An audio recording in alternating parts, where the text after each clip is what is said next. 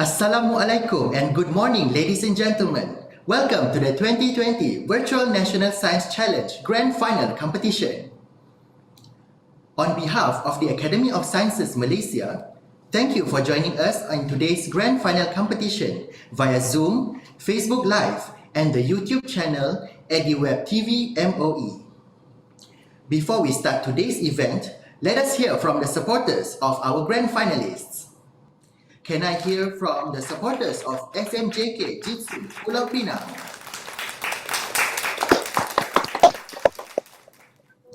Supporters of MRSM Kuala Berang, Terengganu.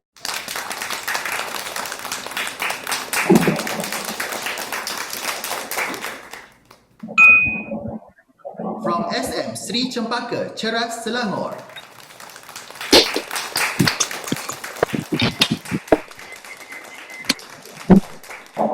From SMK King George V, Negeri Sembilan.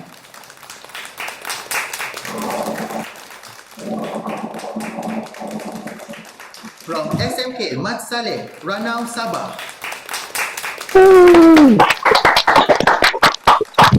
Last but not least, from Pusat Jenis, Antar Negara, Selangor.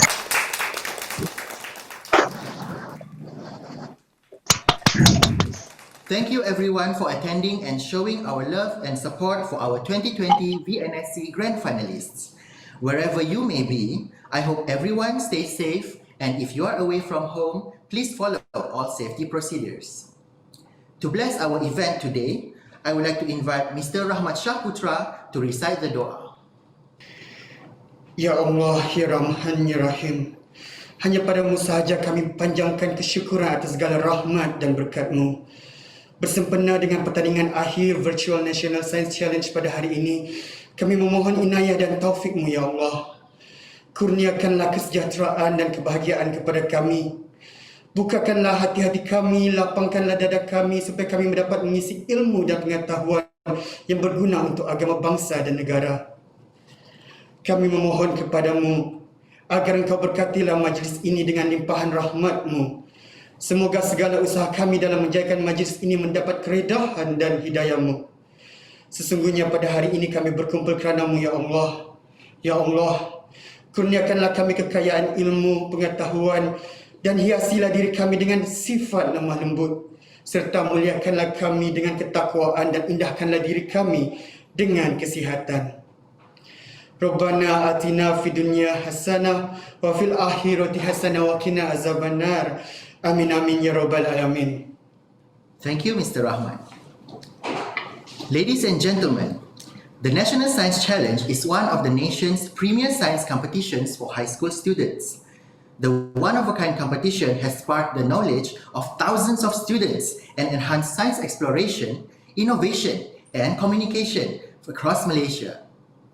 This year, the NSC did things a little bit differently. For the first time, the National Science Challenge is held entirely online, thus named Virtual National Science Challenge. It also carries the theme towards a pandemic-resilient community through science. Of course, none of this would be a success without the cooperation of our strategic partners, Kementerian Pendidikan Malaysia, Kementerian Kesihatan Malaysia, and Majlis Amanah Rakyat. Our appreciation goes to our content and concept creator, the Young Scientist Network Academy of Sciences Malaysia, under the leadership of the chair of the 2020 VNSC Organising Committee, Dr. Ho Wai Shin, as well as our technology partner, Sasbadi Online. Ladies and gentlemen, the VNSC consists of 3 rounds. First, students are required to complete an online quiz in the preliminary round.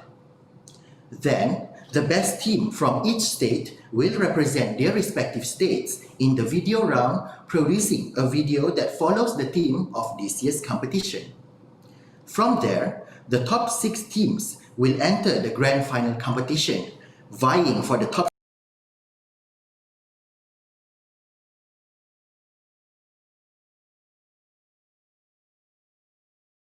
From Pulau Pinang, we have SMJK Jitsin, consisting of Lo Hong Sheng, Ang Yi Jim, Wen Hao, with Winnie Lau Yen Teng as their mentor teacher.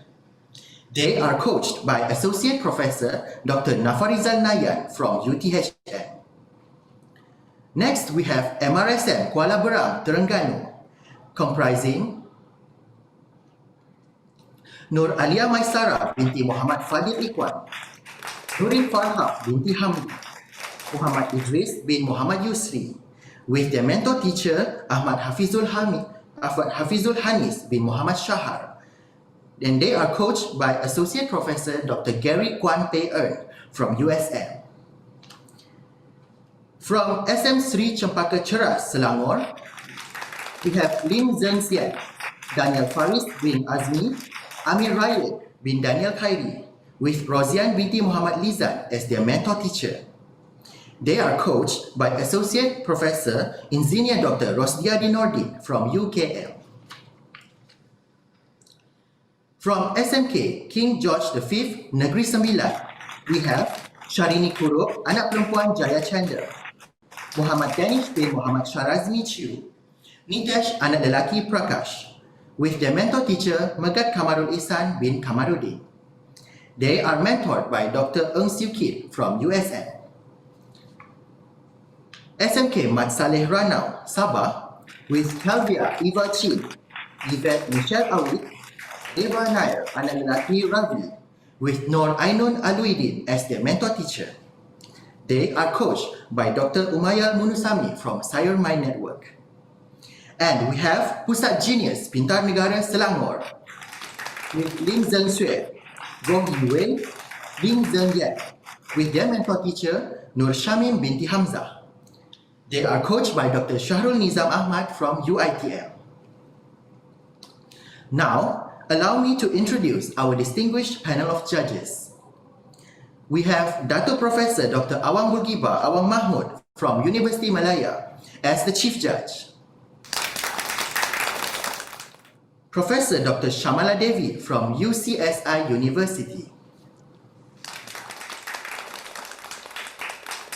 Dr. Nurul Izzah Ahmad from the Institute for Medical Research. And Professor Dr. Abhimanyu Virakumarasiva from Sunway University. Dr. Ho Wai Shin, as the chair of the 2020 VNSC Organizing Committee, would you like to say some words of encouragement to our grand finalists? Yes, thank you very much, Nasmi. Okay. Yang berbahagia Profesor Dato Dr. Asma Ismail, President of Academy of Sciences Malaysia, Professor Dr. Nur Saada Abdul Rahman, Chairman of NSC Steering Committee, Puan Hazami Habib, CEO of Academy of Sciences Malaysia, all judges, grand finalists, mentor, teachers, virtual NSC Organizing Committee, strategic partners, ladies and gentlemen. A very good morning and hello everyone. This is your Chairman of Virtual NSC 2020. First and foremost, I would like to welcome all of you to the National Science Challenge 2020 that in the very first time is conducted virtually. Thank you very much for being here with us today and thank you for your kind support. Here, I would like to congratulate the 6 finalists that will be challenging among one another to win the Prime Minister's Trophy. Since the beginning of Virtual NSC 2020, you have been through so many activities and slots that we have arranged, yet you have managed to attend and fulfill all the given tasks even with the limitation that you face due to COVID-19. But you take on the challenge seriously and you went through it successfully. Just imagine out of 1,000 teams that registered for NSC, you are now the top 6 teams. And one of you will be hoisting the grand prize, the Prime Minister's Trophy. What a great achievement indeed. And I'm really proud of you. I believe the spirit you bring here today is not only to win the grand prize, but it is because you love science, technology, engineering, and mathematics, and are aware of the importance of STEM for future developments. With this spirit, no matter what place you are, when we announce the result this afternoon, I believe you will be in a great place and you will be a successful person in the future. Remember that all of you are already winners for being here today. Again, I wish you good luck and please do your very best and make your teachers, school, family, and most importantly, yourself proud. I would also like to express my sincere congratulations To all the 1,000 team that has taken part in the preliminary level of virtual NSC. Last but not least, my special thanks goes to all the organizing committee who have gave their very best effort in making sure that the competition runs smoothly. Thank you. Thank you, Dr. Ho Wai Shin. Ladies and gentlemen, we will be witnessing the lightning questions and prototype pitching rounds today. The lightning questions round will see our finalists address an open-ended problem or situation with a novel and creative solution based on the following topics: integrity and ethics, environment and pollution, as well as socio-economics and education. Next is the prototype pitching round. Building up from the submission in the video round, our finalists are required to invent something that can help the country in preventing the spread of the COVID-19 pandemic by either handling infected persons, managing limited medical facilities or resources, or managing situations post-COVID-19. Each team will be given 5 minutes to present and another 5 minutes for a question and answer session. To conduct today's session, I would like to welcome our YSN ASM Honorary Member and a significant contributor to our National Science Challenge, Dr. Muhammad Ibrahim Muhammad Tahir.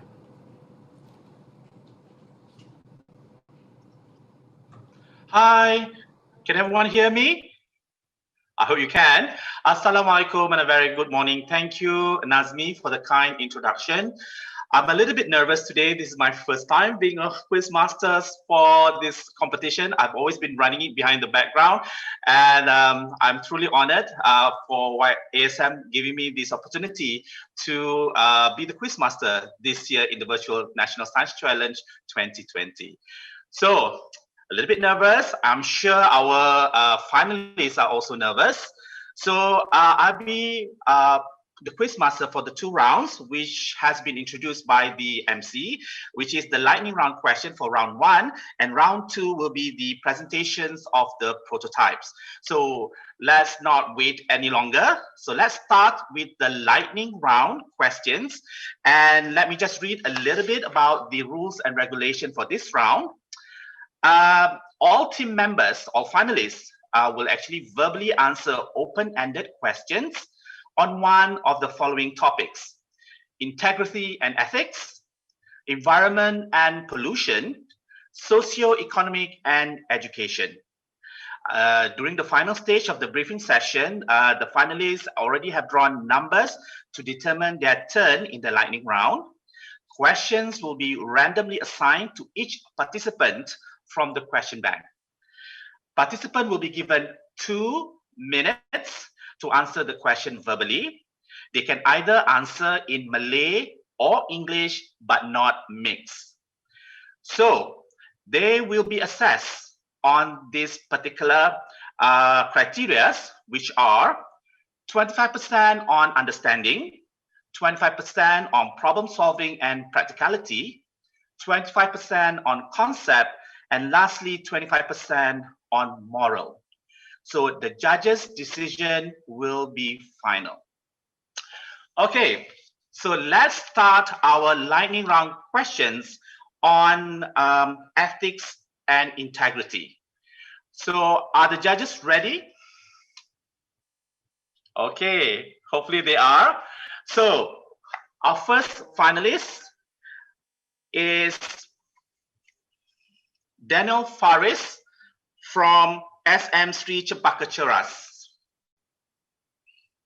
Daniel, are you there? Yes, I'm here. Oh, hi, Daniel. How are you today? Hi. Good, good. Okay. So your question is, Daniel. Yes.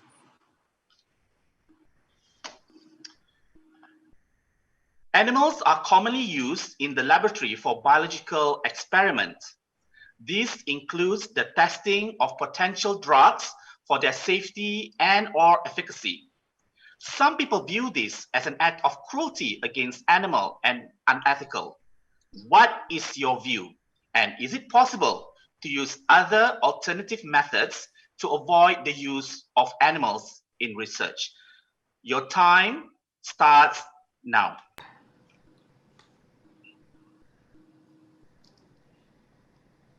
All right. Well, in my opinion, yes, it's very unethical and cruel to animals to actually, be used as lab rats for these potential drugs, because we don't know the effects of them as well.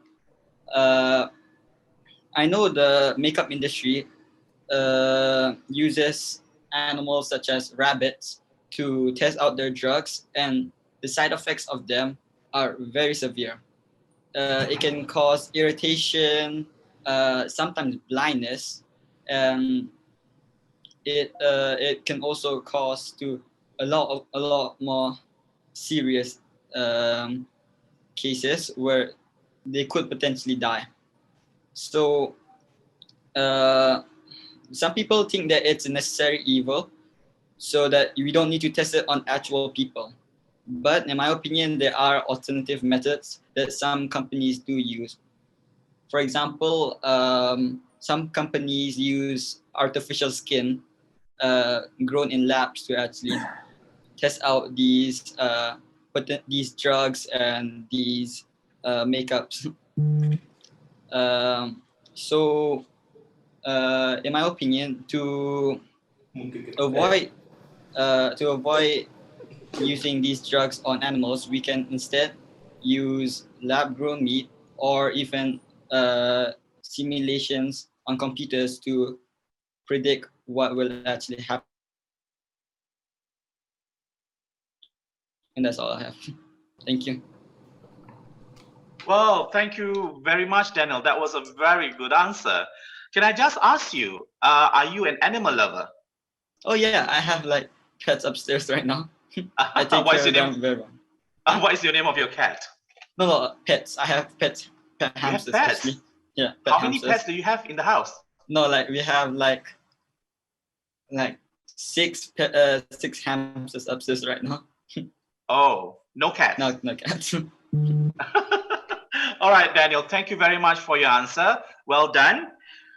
Okay, so I guess the judges have already marked the score. And so we'll go on to our second finalist. And he is Nitesh Prakash from SNK King George V. Good morning, Nitesh. Good morning. Okay, how are you today? I'm fine, thank you. You look very handsome. Very Thank you. smart.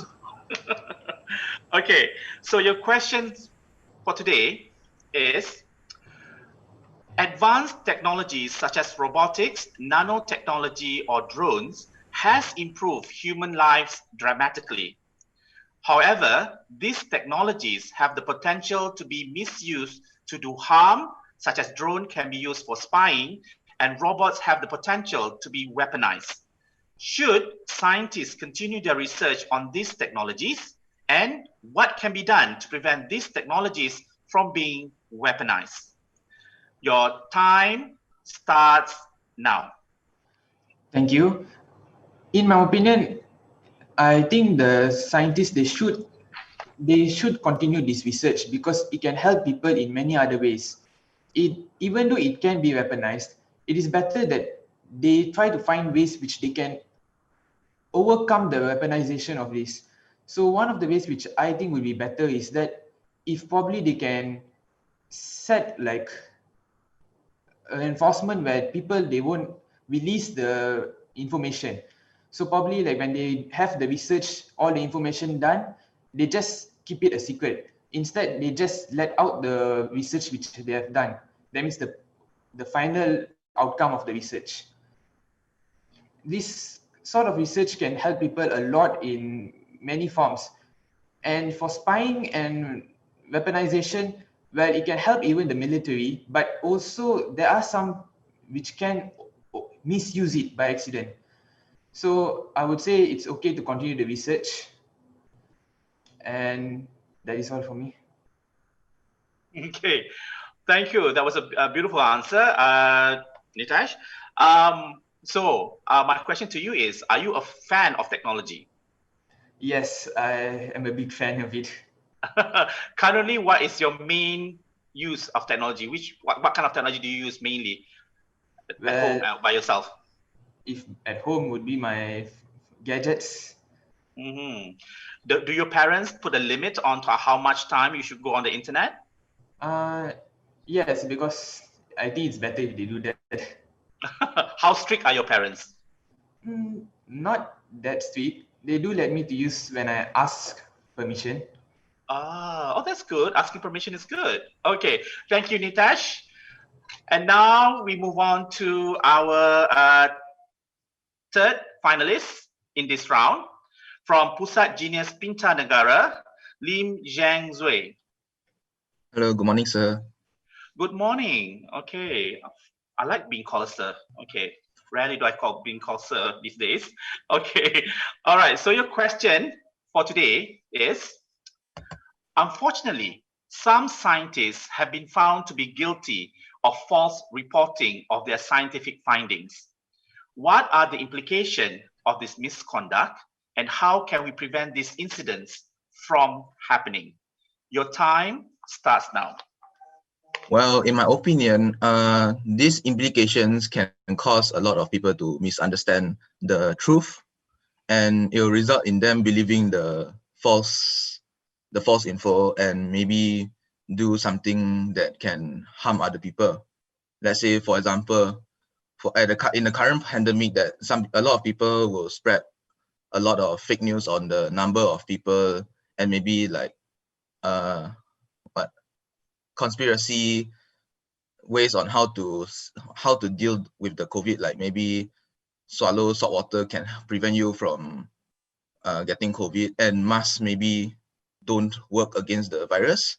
But these actually are all false and will result in a lot of problems, like maybe the person doesn't wear the mask because they believe that the mask does not work, so they don't wear the mask and they get infected and they spread all around their close ones. What's the question? The second one, it went missing.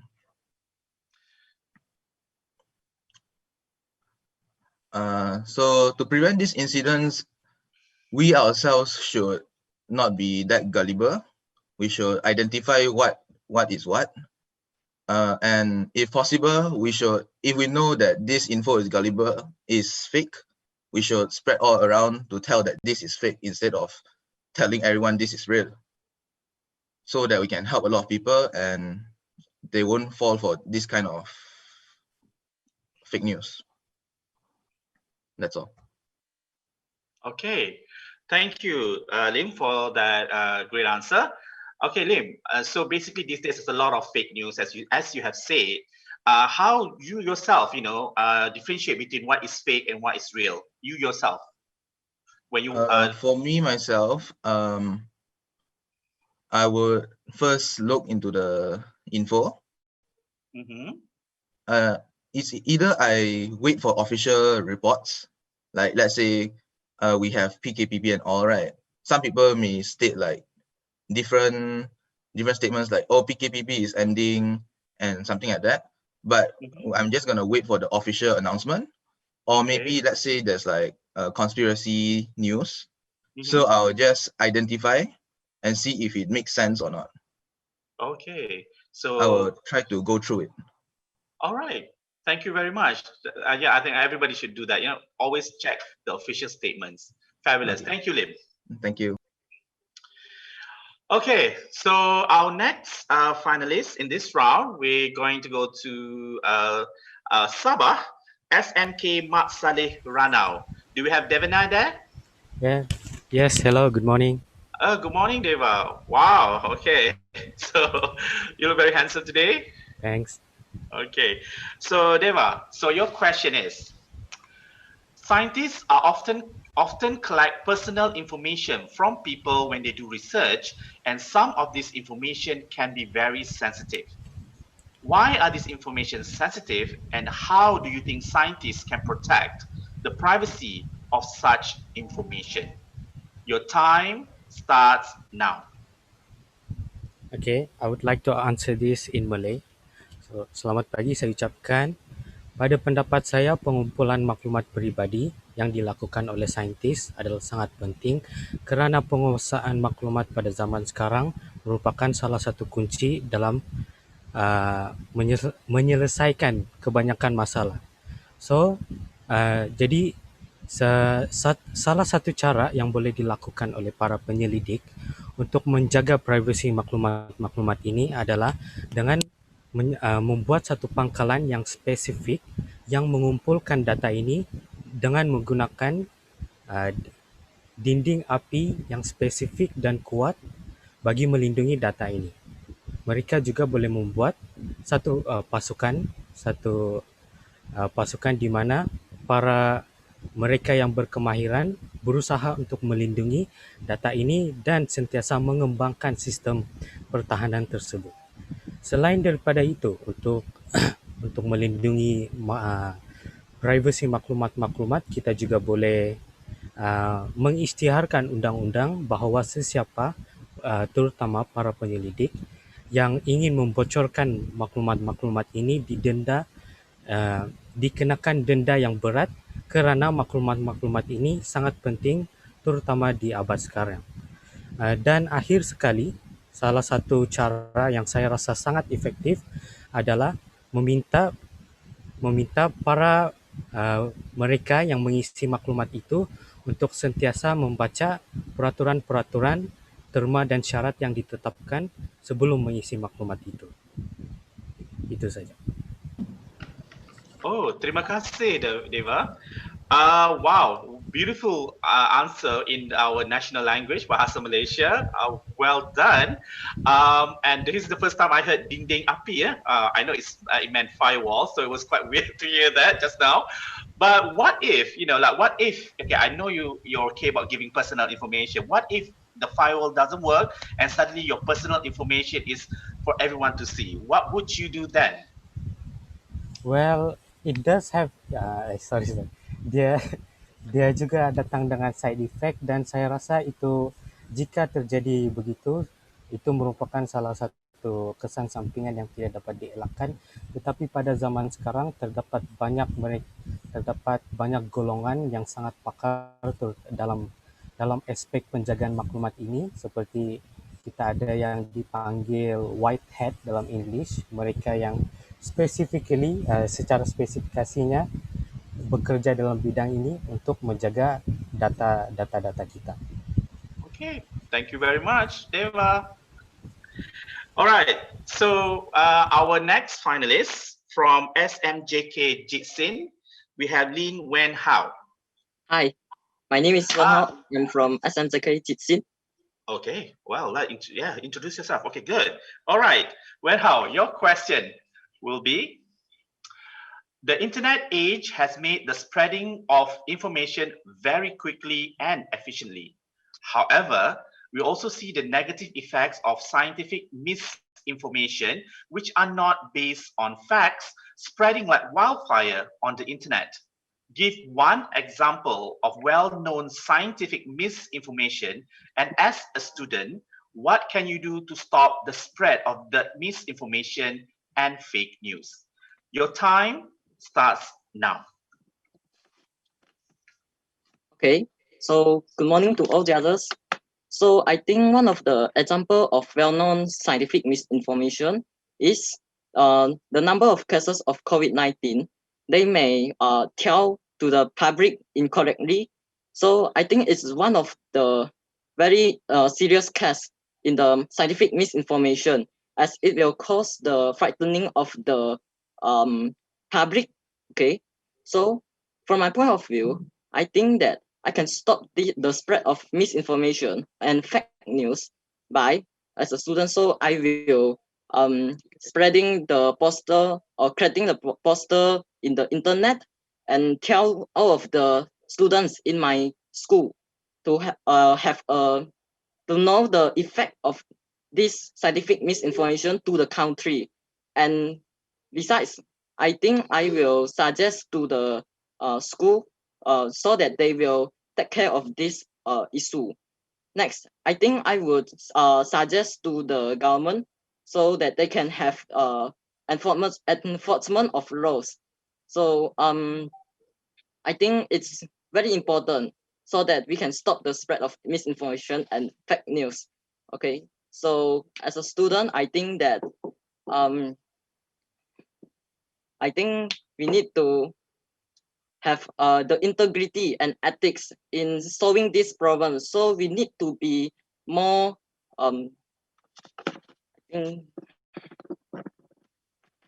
we need to be more honest that in this issue so that no fake news will be spread to all of them. Okay, so I think that's the responsibility of all of the publics in Malaysia and all of the citizens in Malaysia. So that's all of my answer. Well, thank you so much, Lim. Just in time. You know, the first finalist who used the whole 2 minutes for your answer. Well done. Just now you said one of your answer was you going to produce posters to say that this is not fake news. Why would your friend or the community believe you in that case? Well, I think that's why, because I'm choosing the ethics and integrity as my team in the competition, because I think I'm a honest person, and I think it's my responsibility as a student to take care of this issue. So I think, well, that's a very important thing, sir. Okay. Yeah, So and if I that- look at you, you're a very honest person. Yeah, you do look honest. Yeah, maybe I would believe you. Okay. All right. Thank you, Lim from SMJK Jitsin. All right. And our final finalist for this round is sole representative of the MRSM school, MRSM Kuala Berang, Nurin Farha Hamdi. Hi, and assalamualaikum to everyone. Hello. Hi, Nurin. How are you? I'm fine, thank you. Are you a bit nervous? Quite nervous. Quite nervous. Okay, don't be. Allow All right. me to answer in Malay, please. Okay, no problem. All right. So your question is, recently there are abundance of products, especially cosmetics and supplements, released into the market without the Ministry of Health approval. Using these products may harm users. What is your opinion on this issue? And as a scientist, what should we do to stop this situation? Your time starts now. Okey, terima kasih. Pada pendapat saya, isu ni tak patut terjadi kerana seperti yang kita dapat lihat di Malaysia sendiri, produk-produk yang menggunakan merkuri dalam produk kosmetik telah menyebabkan banyak kesan yang negatif terhadap kulit terutamanya dari golongan wanita di Malaysia. Dan kerana mereka sendiri kurang pendedahan tentang perkara-perkara sebegini dan mereka sendiri inginkan kesan yang dalam masa yang singkat. Mereka sendiri tidak mengkaji dan tidak lebih ambil kisah tentang perkara ini sendiri. Jadi sebagai saintis, pendapat saya rasa saintis perlu sangat-sangatlah mesti mencari satu alternatif, mungkin bahan yang patut ada dalam setiap kosmetik di mana kosnya juga agak murah, kerana saya sendiri merasakan bahawa memang pengasas kosmetik dan makanan tambahan inginkan kos yang murah sehingga sanggup melancarkan mereka punya produk mereka tanpa kelulusan Kementerian Kesihatan Malaysia. Selain itu, mereka juga melancarkan produk mereka tanpa kelulusan kerana mereka sendiri tidak tahu prosedur yang betul untuk memasarkan produk mereka. Jadi hal ini telah menyebabkan produk mereka tidak boleh pergi dengan lebih jauh. Itu sahaja daripada saya. Terima kasih. Terima kasih, Nurin. Thank you for your answer. So di sini, one cosmetic is a very big market in Malaysia and also in the world, basically. So do you believe in the saying that the more expensive the cosmetic is, the better it is? Is that true in all cases? Pada pendapat saya itu tidaklah 100% betul kerana saya sendiri menggunakan kosmetik, tetapi saya sentiasa melihat bahan-bahan yang ada dalam kosmetik tersebut kerana terdapat juga pengasas kosmetik yang meletakkan harga yang tinggi tetapi bahan yang kurang berkualiti. Jadi seperti saya pakai yang biasa, tapi saya sendiri sentiasa melihat bahan apa yang ada dalam kosmetik itu sendiri dan yang sesuai dengan kulit masing-masing. Maksudnya setiap pengguna perlu tahu jenis kulit mereka sebelum membeli produk. Itu saja. Wah, oh, so Nurin pakai bahan kosmetik jugalah. Patutlah muka licin. Bagus, Nurin? Okay, thank you, Nurin. Thank you to all the finalists for this round, the integrity and ethics. So let's take a breather before we move on to the next round of the other finalists. Let us get to know a little bit better the two schools, which are SMK Mat Saleh Ranau and SMK King George V. Hai, saya Kalpia, saya Yvette, Saya Deva. kami dari SMK Mat Saleh Ranau. SMK Mat Saleh merupakan sekolah yang terbesar di daerah Ranau dan salah satu sekolah yang terbesar di negeri Sabah. Ia dibina pada tahun 1962 menggunakan nama Government Junior Secondary School. Nama sekolah ini ditukarkan kepada SMK Mat Saleh Ranau apabila sekolah ini menjadi sekolah terbaik dalam MCE pada tahun 1977. Mat Saleh atau Datuk Paduka Muhammad Saleh terkenal dalam perjuangan dalam penentangan penjajahan British di Sabah. Mat Saleh dan pengikutnya menentang SBUB pada tahun 1897 kerana sistem cukai yang tinggi dikenakan ke atas penduduk Sabah. Penentangan beliau berakhir pada 1 Februari 1900 apabila tubuh pertahanannya di Tambunan ditawan. Hi, welcome to the history of SMK King George V made virtual. Our school is named after the King Emperor of the British Empire. Our school is founded 97 years ago and is officiated in 1928 in conjunction with St. George Day, which is 23rd April, a day in England where a threat has been overcome. A threat by a dragon. As an English school, KGV had been a Japanese fortress and a British hospital during World War II. The words which we live by every day, veni, vidi, vici means I came, I saw, and I conquered are attributed to Julius Caesar. The analogy of a warrior slaying a dragon in our August emblem portrays that Georgians are great leaders and warriors. As you can see, everything is meaningful in KGB. It's almost like a perfect picture glazing in the light. We are really happy to be able to represent our school this far in such a renowned competition because once a Georgian, always a Georgian. Thank you. Oh my goodness! Oh, that was really good. You know, it brings it back to my old school days, which was ages ago. All right, and I like the saying, "Always once a Georgians, always a Georgians." Oh my God, that sounds so patriotic. And looking at Sabah, how beautiful is this Mat Saleh Ranau? I wish we could all visit you guys now. I know you guys are in a bit serious situation there. So I hope everybody in Sabah who's watching this, please stay safe and stay healthy.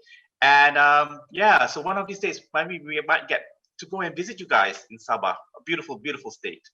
All right, so let's move on to our next round, which is the environment and pollution. We're still in the lightning round. And let me call upon our first finalists for this round from SM Sri Cempaka Ceras, Ame Ryan. Hello, good morning. Good morning, Ame. All right. Oh, I like your jacket. That's really looks really cool. Is that your school jacket? Yes. Wow, pinstripe. All right. Okay. So your question, Ame. Air pollution, such as haze, has been an ongoing problem in many countries in the Southeast Asia region, and Malaysia is one of the worst affected. The main cause of haze is due to slash and burn practice by farmers. Give your opinion on how we can overcome this issue in the future. Your time starts now. Okay. So basically, air pollution is mainly the emissions of carbon dioxide gas. So, in my opinion, the way that all of us can overcome this issue is by taking things like public transport and carpooling, because when you take those things, you are able to reduce the amount of carbon emissions that are emitted. And also, since the main cause of haze is due to slash and burn by practice farmers, the government can also enforce a law that it is illegal to do that, and actually put more emphasis on that part. And maybe we could give more, more like a punishment. Like if they do that, then they will have to pay a fee, which I'm sure they will not able to. They will not be able to do that. I also think that another thing that contributes to emissions is actually the manufacturing of reusable plastic bags. There was actually a study conducted by the Danish government that making a single plastic bag actually requires less energy to produce than a reusable bag, so meaning less emissions.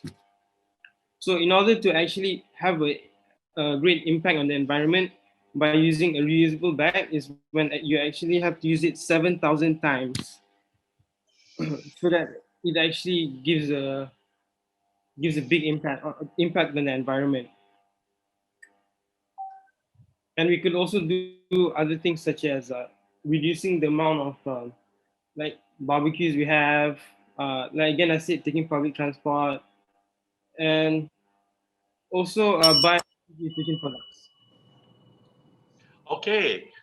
Thank you, Danish. Sorry. Thank you, Amir. Okay, I got your name mixed up now. Oh my God, you want to reduce us not to have barbecues? Oh my God, I love barbecues. Okay, so Amir, so you yourself, okay, you said about reducing the carbon dioxide emission. What you yourself have done to help our country reduce the CO2 emission? You yourself, what have you have done? Well, what I've done is basically what I've been doing is I've been actually encouraging my mom to use reusable bags. Since we already got them, we could just use them. And I've also stopped. Sorry, I forgot the word for it. Okay. What have you stopped using? Never mind. But again, I've also stopped cooking foods that actually like produce a lot of smoke. If you Alright. do that, and yeah, and I'm also encouraging my parents to get more energy efficient products. All right. Okay. Well, I guess if you go to your house, there will be no barbecues at all, isn't it, Ame? No. Okay. Thank you, Ame. Thank you for those questions, those answers. Thank you very much. Okay. So to our second finalist, from SNK King George V, Muhammad Danish, Muhammad Sharazmi Chiu. Hello.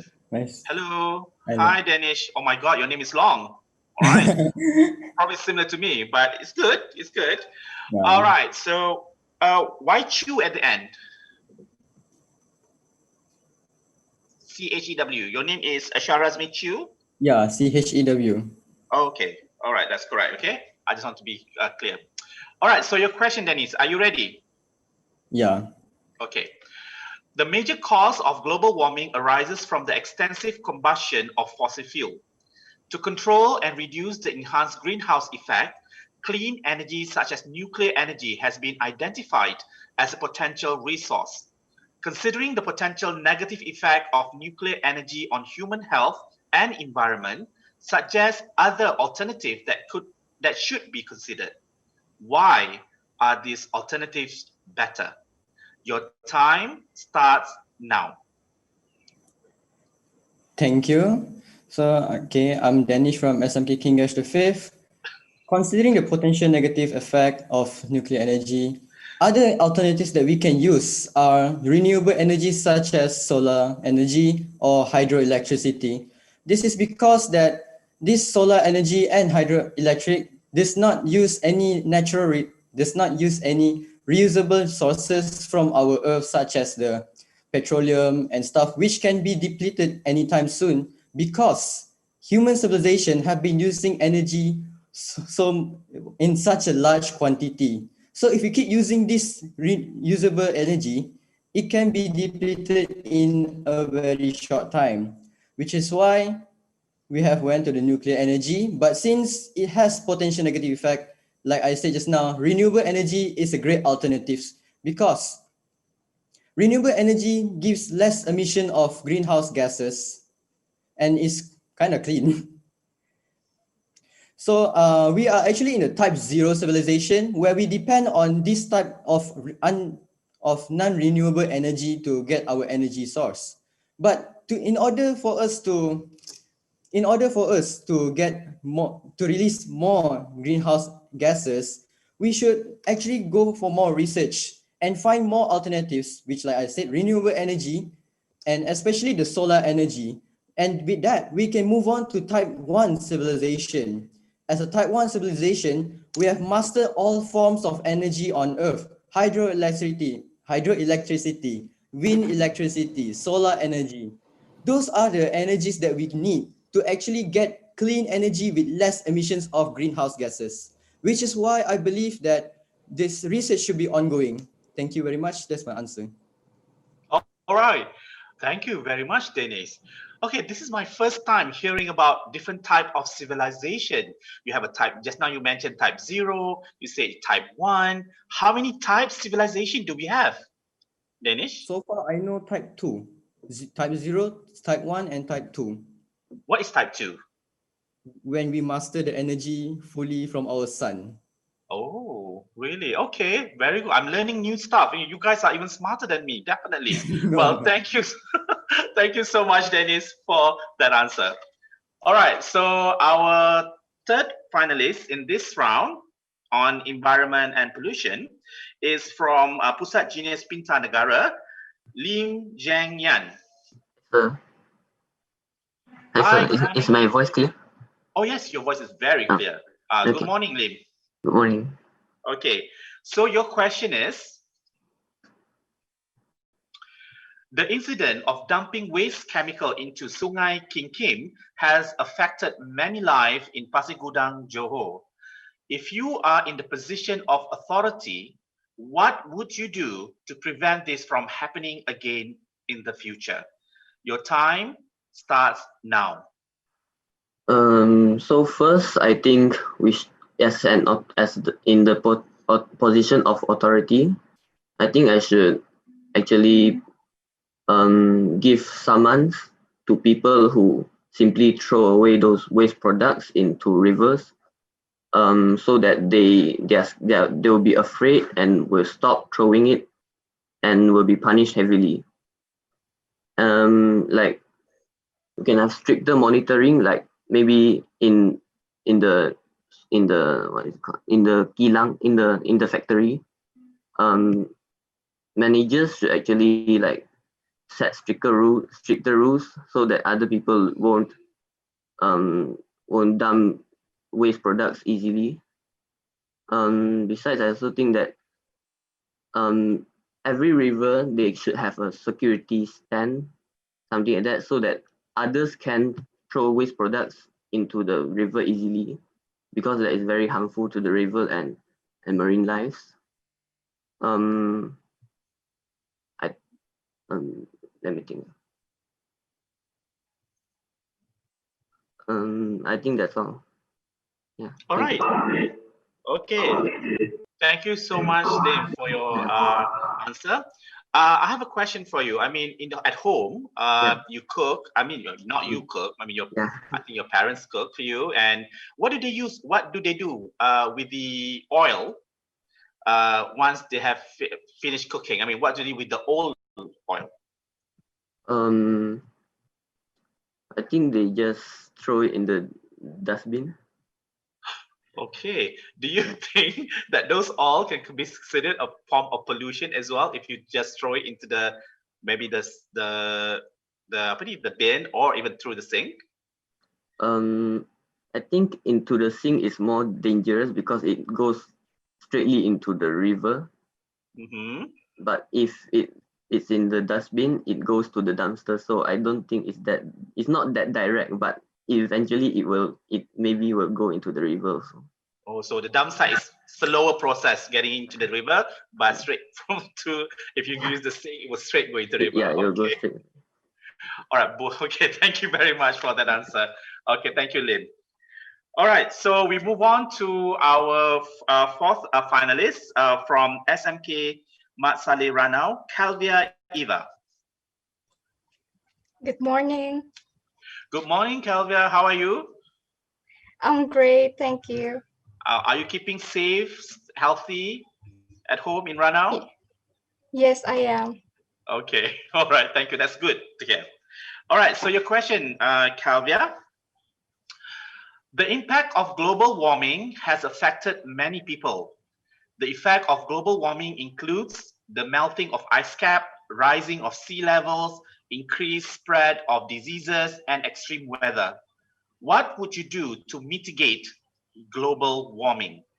Your time starts now. Baiklah, terima kasih. Izinkan saya menjawab dalam bahasa Melayu. Pemanasan global telah memberi kesan yang sangat ketara kepada dunia kita. Bagaimanapun, banyak cara telah dilakukan untuk mengurangkan kesan pemanasan global ini. Dan usaha-usaha tersebut sentiasa memberi manfaat kepada dunia kita. Selain daripada usaha yang telah dilakukan sekarang, yang sudah dilakukan dan sedang dilakukan, pada pendapat saya, cara yang boleh dilakukan untuk mengurangkan kesan pemanasan global daripada aspek STEM adalah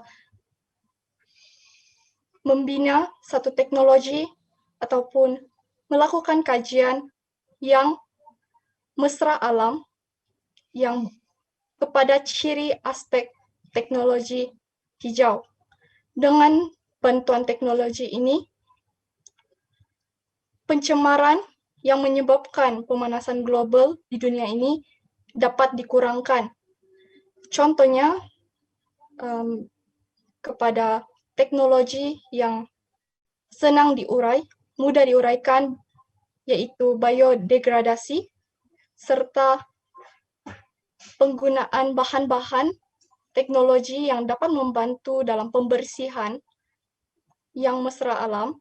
Contohnya seperti kerja yang sukar dilakukan oleh manusia, seperti pembersihan, pembentungan yang kian menyumbang kepada pemanasan global di dunia ini menggunakan teknologi. Dengan itu, teknologi ini dapat membantu mengurangkan tenaga kerja manusia dan seterusnya menyumbang kepada pembaikan, penurunan kesan, pengurangan kesan pemanasan global di dunia ini. All right. Thank you, Calvia, for a good answer there.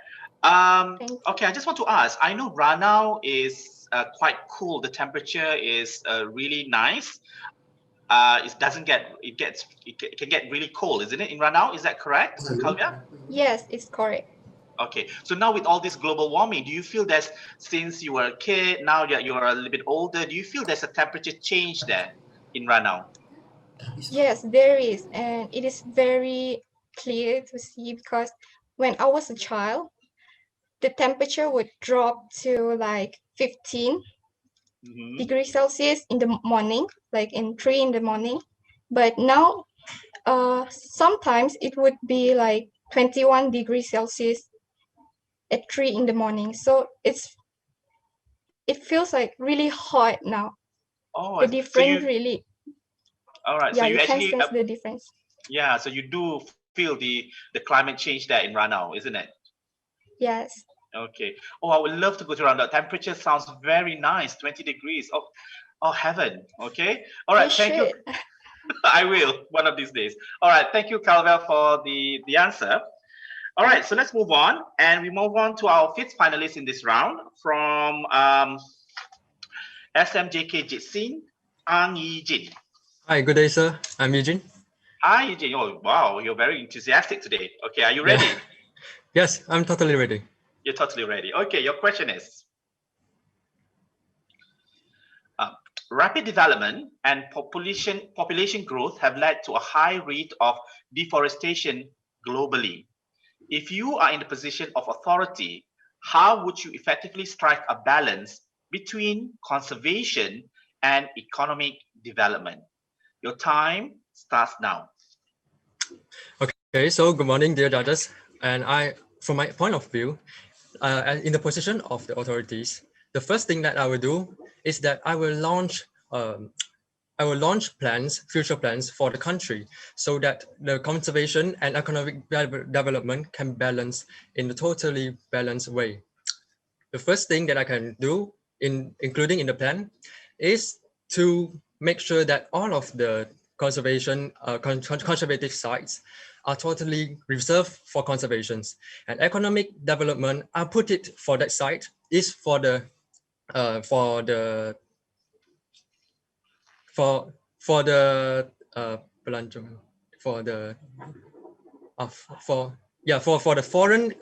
foreign countries to come and visit, and also to have the tourism in our country to motivate them, and to create a strike in the economic development, by the same time also conserving the environment. And the second thing that I can do is to begin conservation. I also consider about animals. Wild animals in our country, such as tupai and also harimau Malaya, those are two very important animals that represent our identity as a Malaysia public, and and orangutan also. It's also very important, such as in Sabah, that is tourism also right there. That is a very that attract a lot of other foreign countries to actually invest in our tourism, so that we can have a development in the economic by the same time. Also, I will also take care of the conservation by reducing the amount of pollution produced by the economic industrial development at the same time. Okay, I think that's it. Thank you. Okay, thank you so much. In your state, do you know of any area that has been said to be a conservation area where you're living? Yeah, I'm living in Penang, and I know that there is a botanical garden that is specially designed for people to go and leisure there. And by the same time, there is a lot of monkeys, wild monkeys, and also a variety of flora and fauna right there. And I consider that as a conservation done by my state government. And also by the same time, we also feel free to go right there. And also I also can see a lot, every time I go there, I see a lot of tourists all around the world. They come and gather right here. They do activities such as playing like baseball at the court, and also having chat with their friends. That is enough for them already. I think that is another economic growth, because by the same time when they come here, they must have something to eat and also accommodation, right? Yes. So by the same time, I think that local economic growth is also stimulated. Right. Okay, thank you so much. I'm afraid those answers will not be counted for your score. I just wanted to know a little bit more about Penang. Sure, we'll definitely visit Botanical Garden next time I'm around. Thank you. You sold me on that. All right. Okay, so thank you so much. And now we move on to our final finalists for this round from MRSM Kuala Berang. Nur Alia Maisarah Muhammad Fadil Ikhwan. Alia, are you there? Yes. Hi, Assalamualaikum. Oh, Waalaikumsalam. Okay. My name is Hi, Alia. Alia. Okay, Hi. yeah. Hi, how are you? Okay. All right, so sorry? Okay. Okay, all right. Okay, you ready? Yeah. Okay. I'm sorry about this. There's always going to be this lagging, yeah, in terms of our voices coming through this online. All right. So your question is, based on 2018 statistics, we produced 38,000 tons of municipal solid waste, or also known as garbage or rubbish, daily in Malaysia. Improper management of waste causes many environmental issues. What is your suggestion as an individual to control waste production? So your time starts now. pertama-tama sekali saya ingin menjawab dalam bahasa Melayu. Okay. Baiklah. Menjawab persoalan sebentar tadi. Pada pendapat saya, apa cadangan saya untuk mengawal pengeluaran sampah adalah melalui perindustrian di Malaysia. Kerana seperti yang kita tahu, banyak kilang perindustrian yang menghasilkan sebagai contoh bahan daripada plastik, polistiren dan sebagainya, ianya akan menyebabkan berlakunya pertambahan sisa-sisa pepejal di Malaysia. Jadi ia menyebabkan pengurusan sampah kita di Malaysia tidak teratur kerana semakin banyak kilang perindustrian yang menghasilkan bahan-bahan seperti plastik dan polistiren yang saya sebut sebentar tadi, ia akan menyebabkan berlaku banyak pertambahan sampah-sampah. Dan apa yang kita perlu lakukan untuk mengelakkan daripada perkara ini berlaku adalah dengan menghadkan penggunaan bahan-bahan tersebut atau dikenali sebagai bahan yang tidak terbiodigradasi. Jadi apabila kita menghadkan bahan-bahan ini, ia akan menurunkan kadar pengurusan sampah yang tidak teratur dalam karangan persekitaran ini. Selain itu, cadangan saya adalah dengan sekiranya saya salah seorang untuk menyuarakan pendapat saya kepada pihak kerajaan, saya akan berusaha untuk menguatkuasakan undang-undang supaya penggunaan bahan-bahan tidak terbiodegradasi ini dapat dihadkan oleh seluruh masyarakat. Pengajarannya kita hendaklah Oh, I'm afraid time is up, Alia. Thank you so much for the question. The answer. Okay, Alia. I know garbage is one thing. We myself, everybody else in Malaysia, all produce a lot of garbage. Okay, so now my question to you is how actually you yourself control the garbage production of rubbish in your own home? Baiklah, seperti sebagai contoh saya, di rumah saya mengaplikasikan amalan 3R iaitu reduce, recycle and reuse. Jadi di mana pada setiap hujung minggu saya akan mengasingkan sampah-sampah tersebut mengikut kategori masing-masing. Sebagai contoh, plastik saya akan letakkan dalam plastik, kita kumpul bahan-bahan tu, kita letak satu tempat. So nanti bahan-bahan tu kita akan bawa dia pergi ke pusat recycle, pusat kita semula. Itu saja. Itu ya. Oh, so maksudnya kalau saya pergi rumah Alia hari weekend, in the weekends, so I will see you actually going through your own rubbish lah, separating all those materials. Yes, betul ni? Ya betul. Kerana setiap hujung minggu kami akan bergotong royong bersihkan persekitaran rumah. Itu adalah rutin di rumah saya setiap hujung minggu. Kerana family saya sangat mementingkan kebersihan. Oh, wow, amazing. Yes. Oh, that's good. That's good to know. Okay, thank you so much, Alia. That was a very good answer. Okay, thank you, everybody. So for the finalists in this round, so we end our environment and pollution round. And now let us know a little bit more about the two other schools, which are Pusat Genius Pintar Negara and SM Sri Cempaka Ceras. Let's play the video. My name is Goh Iwei. My name is Lim Zeng Yen. And my name is Lim Zeng Xue. We are from Pusat Genius at Pintar Negara, and this is our school trivia. In January 2011, our school was launched. It was launched by our previous Prime Minister, Datuk Seri Najib. Our campus is located at Bangi, within University Kebangsaan Malaysia, UKM. Professor Datuk Dr. Noria binti Muhammad Ishaq was the previous director of Pusat Permata Pintar Negara, and our current director is Professor Madya Dr. Rolinda binti Yusof. The program name has changed from Pusat Permata Pintar Negara to Pusat Genius at Pintar Negara in the year 2019. What makes this school unique is that it is the first and only school for gifted and talented students in Malaysia. That's all from us. Thank you. Hello everyone, we are Team FAS from SM Sri Cempaka. I am Daniel Fares. I'm Amir Ryan. And I'm Lim Zhen Xian. Chempaka School started off as a rented bungalow and has since expanded to form the Chempaka Group of Schools. One of the things that makes Chempaka special is that Chempaka Schools Malaysia is the first Apple Distinguished School in South Asia. Chempaka Schools is also the pioneer school in Asia Pacific for the groundbreaking virtual learning environment Schoology. We never thought we would make it this far, but we are grateful nevertheless. As our school says, nothing is impossible.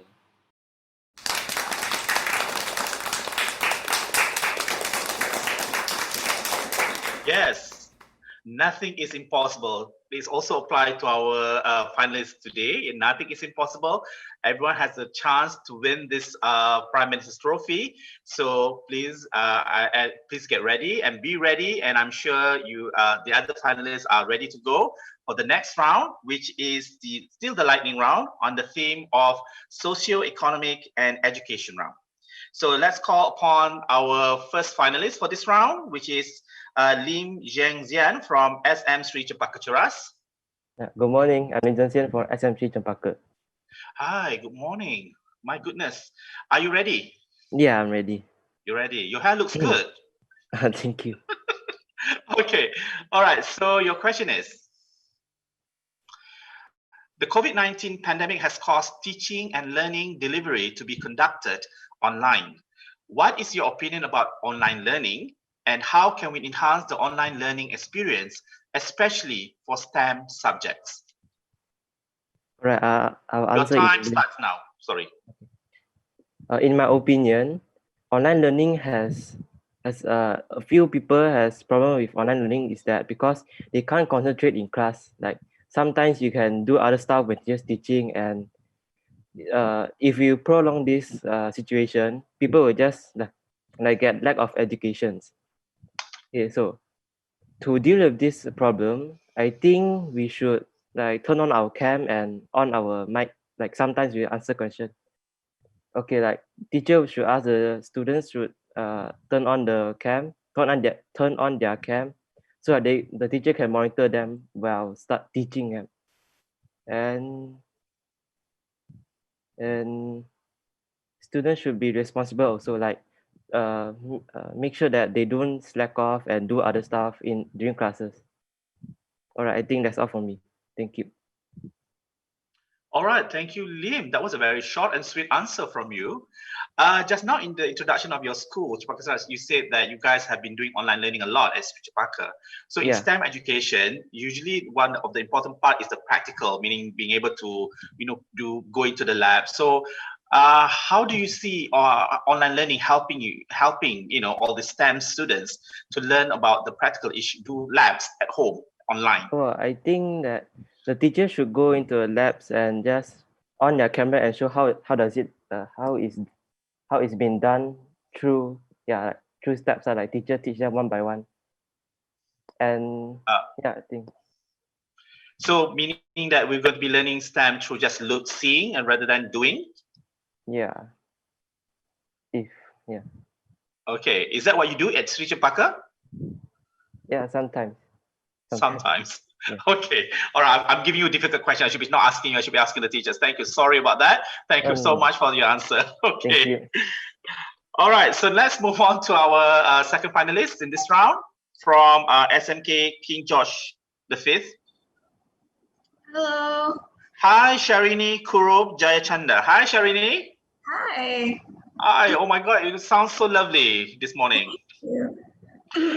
Once a Georgian, always a Georgian. I'll remember that until the end. Thank you. Okay. All right. So your question, Sharini. As part of the Malaysia Education Blueprint 2013 to 2025, schools are to begin using various technologies in teaching and learning. However, this has widened the equity gap between students in rural and urban areas. Students in rural areas often face difficulties in accessing or affording these technology-related tools, including stable internet. Why does this equity gap still exist today, and what needs to be done to reduce this gap? Your time starts now. Okay, first of all, thank you so much for the question. So as you can see, we live in a country where there's many different type of people, and with that comes many different types of social statuses. As you can see, as in our country, we have people who lives in 3-story bungalows. At the same time, we have those who are living in rural areas. So as when it comes to education, we believe that everyone deserves the same. As well, as you can see, in March, our Prime Minister has released a package called Caring for the People, where he said no one is left behind. And that comes in the sense of education as well. So I believe that if the government implements certain aspects, the rural area students can also be able to apprehend or take in the information or take in everything that other students are taking as well. I do not think that the difference in social hierarchy or where they're from gives a difference in what they're studying. And I believe the government has played an increasingly drastic role in ensuring that for everyone. I also think schools and teachers should play a part in this. Like, for example, the teacher should be the medium or the middle person between the students and education. So say, for example, students who live in rural areas where they can't even receive 4G or internet, this teacher should be able to meet them at one place, maintaining social distancing, of course, in this current pandemic that we are living in, but also teach them. Maybe they can have a certain classes where everyone is brought in from those areas, because we cannot expect that technology can only be the solution to help everyone, as some people would not have that. So I think it comes down to the teachers and also comes down to the student itself playing a part to ensure that everyone is together and everyone receives the same amount of importance in this country. Thank you. Okay. Wow, thank you, Sharini. I was enthralled by what your answer is. You know, it feels like you might be one of the politicians. I just actually been watching Kamala Harris, the future vice president-elect of the United States. It's like I'm seeing another Kamala Harris there. You think so? My idol, Kamala Harris. Oh, your idol. Oh, that's good. So maybe you can be one of the next vice president. Well, next Prime Minister of Malaysia soon. Okay, thank you, Sharini. That was a very good answer from you. All right, so we move on to our third finalist, and he's from Pusat Genius Pintar Negara, Go Yi Wei. Yes, hello. Is it clear? Is my voice clear? Yes, your voice is very clear, Go. Are you ready, Go? Yes. Okay, so your question is, for this round, first generation biofuels are fuels made from food crops. Producing biofuel from food crops are creating direct competition with global food supply and is driving up the price of food globally.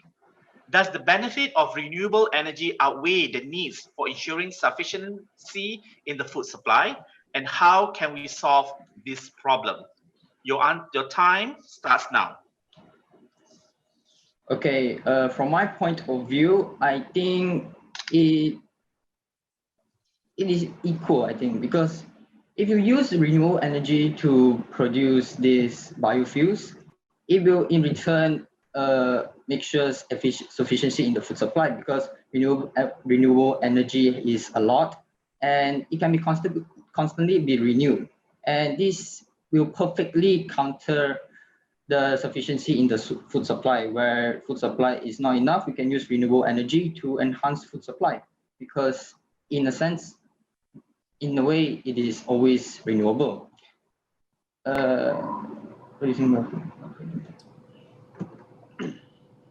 But how can we solve this problem? I don't think there is any solution at the moment. Only solution is we produce more research and also more solution, and also people should be aware of it. I think that's all for my answer. All right, thank you, Go. Okay, can I just ask you, do you know any type of biofuel that we actually use in Malaysia? No, sorry. So you don't think there's any biofuels that have been researched or used in our country? Yes, but I do not know of it. Oh, you don't know. Okay, fair enough. Fair It is always better to be constantly aware of this technology, as it always helps the advancements of the country. Yes, okay. All right, thank you very much, Go, for your answer. Thank you. All right, so next we have, we're going back to Sabah, SMK Mat Salirana. We have Yvette Michelle. Hi. Hi, how are here. you? I'm fine, thank you. Okay, so Yvette, are you ready? Yes, I am. Okay, you are. All right, so your question, Yvette. Why do engineering and computer science fields remains heavily male-dominated? And how can we increase the number of women in these STEM fields? Your time starts now. Izinkan saya menjawab dalam bahasa Melayu. Pada pendapat saya, bidang kejuruteraan dan sains komputer masih banyak dikuasai oleh lelaki kerana lelaki mempunyai tenaga yang lebih banyak daripada wanita dan mereka dapat melakukan lebih banyak kerja daripada wanita. Dan bagaimanakah cara untuk meningkatkan jumlah wanita dalam bidang STEM ini adalah dengan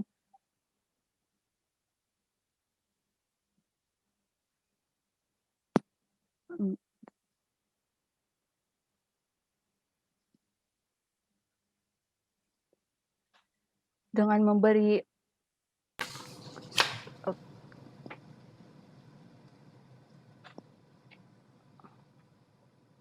lebih banyak peluang kepada wanita. Contohnya kita mungkin dapat memberi peluang kepada wanita untuk mempelajari kejuruteraan dan sains komputer dan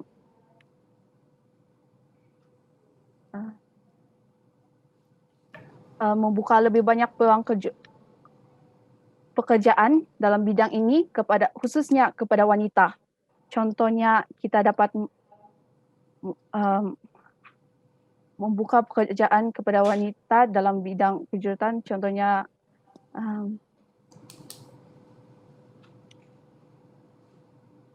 tidak tanpa mendiskriminasi kita punya jantina.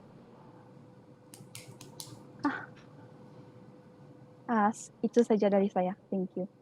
Okay. Oh, thank you so much, Yvette. I know it was a hard question for you. Yeah. All right. But I just want to ask, beside engineering, okay, let's not talk about engineering. Let's talk about computer science. You just made a comment just now that men and women have different energy. Do you think that in computer science, that men and women cannot compete? I mean, do we need a lot of energy to do computer science? I mean, to type a computer or build a computer, do you think a woman cannot do it as well as men?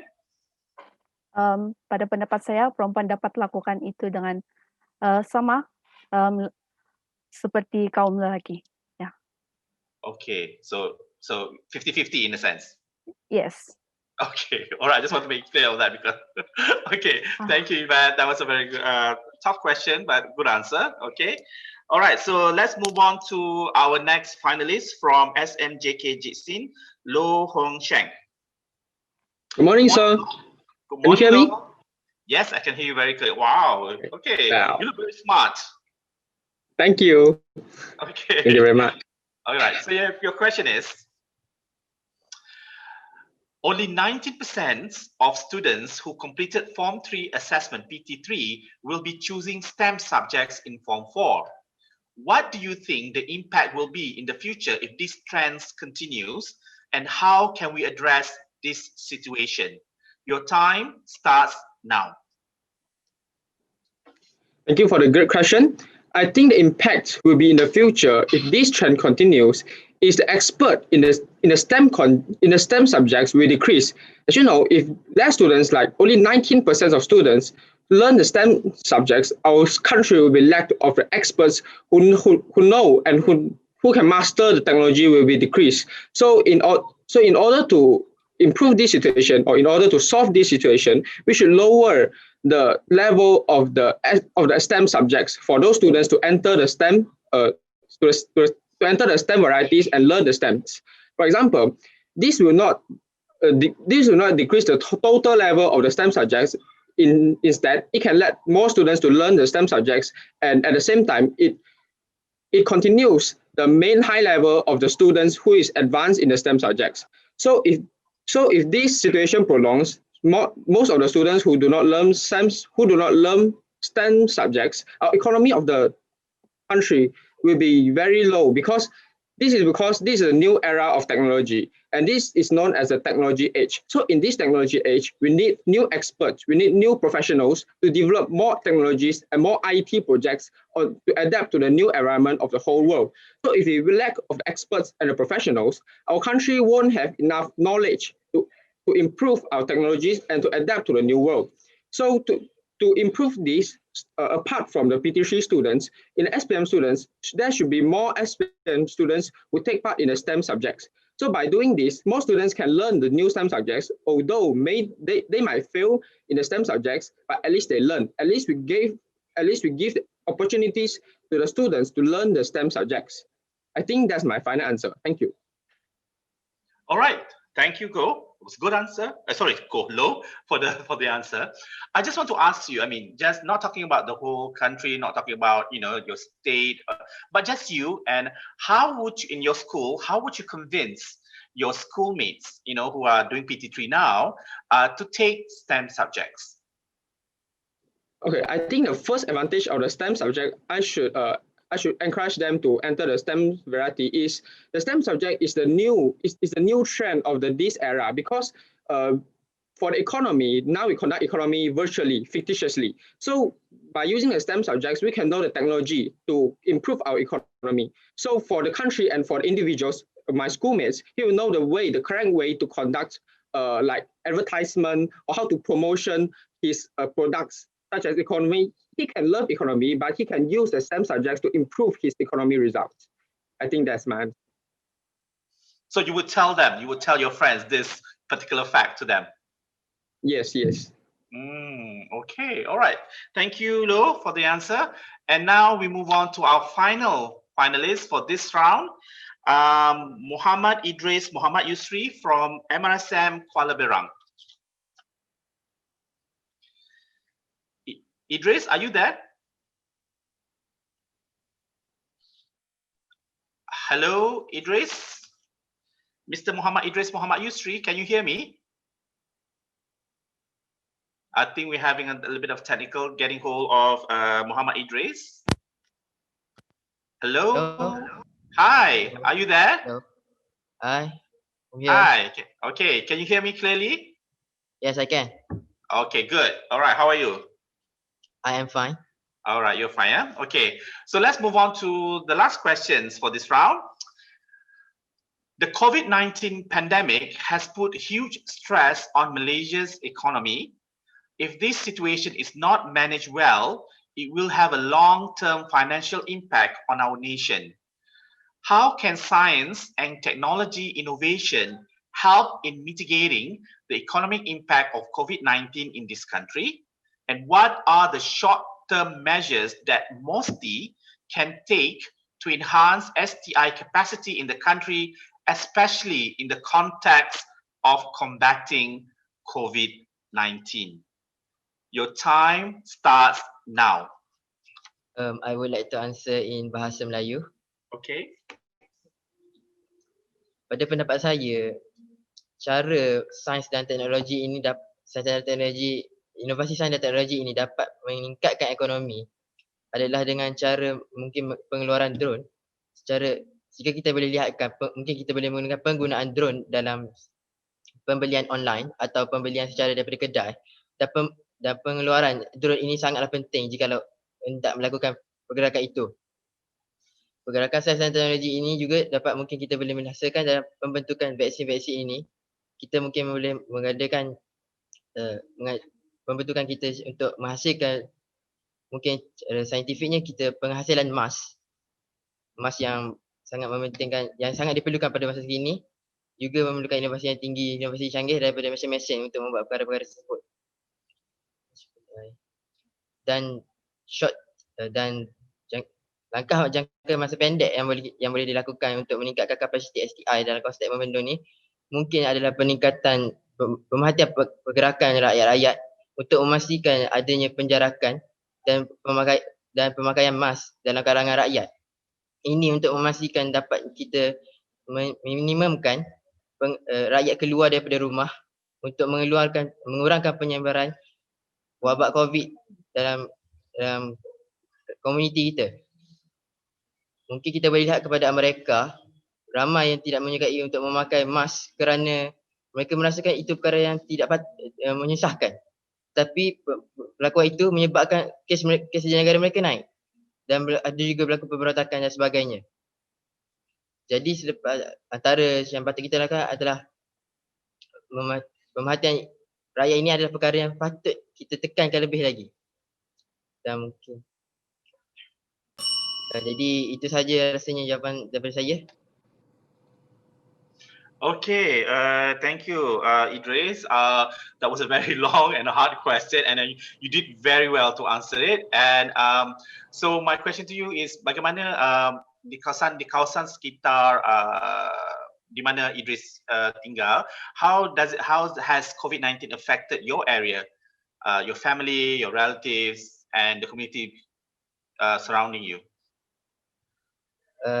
Wabak ini kurang mungkin kesan yang paling besar kepada keluarga saya adalah kurang keluar daripada rumah kerana saya tinggal di kawasan zon hijau. Jadi kehidupan saya tidak berubah dengan drastik. Ayah saya kerana dia bekerja sebagai seorang polis, dia masih bekerja dari sejak PKP yang asal lagi. Jadi dia masih bekerja macam biasa. Dan mak saya dia kurang bekerja semasa PKP, kemudian pada akhir-akhir PKP dia sudah mula bekerja. Okay, all right. So I hope you and your family stay safe during this pandemic. And well, thank you very much to all the finalists in this lightning round questions. I know some of the questions were long, some of it were hard, but I think you did very well to answer that. It's like a Miss Universe question, so it was tough, but I'm happy that everybody was able to answer it very, very well. Okay, so before we move on to our next lightning round, let's not our next round, which is the pitching round. Let's move to get to know a little bit more our last final schools, which is SMJK Jitsin and MRSM Kuala Berang. Let's play the video.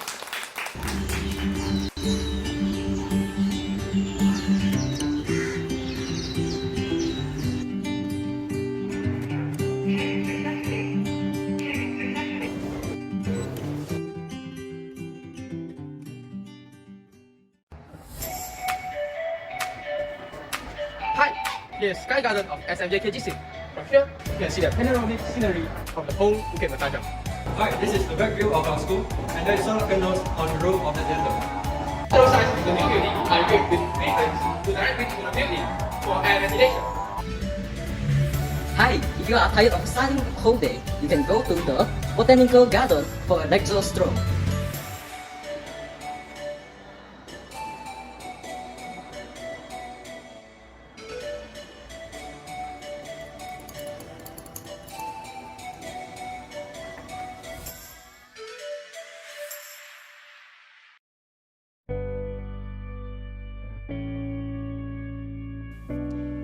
I am Farha.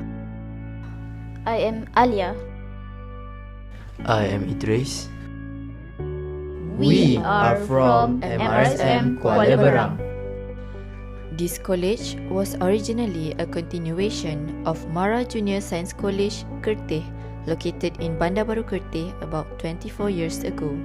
It was closed and opened at a new location in Kuala Berang. The largest man-made lake in Southeast Asia. This power station complex building can produce 100 megawatts power units, which can be supplied throughout Malaysia. This is our college.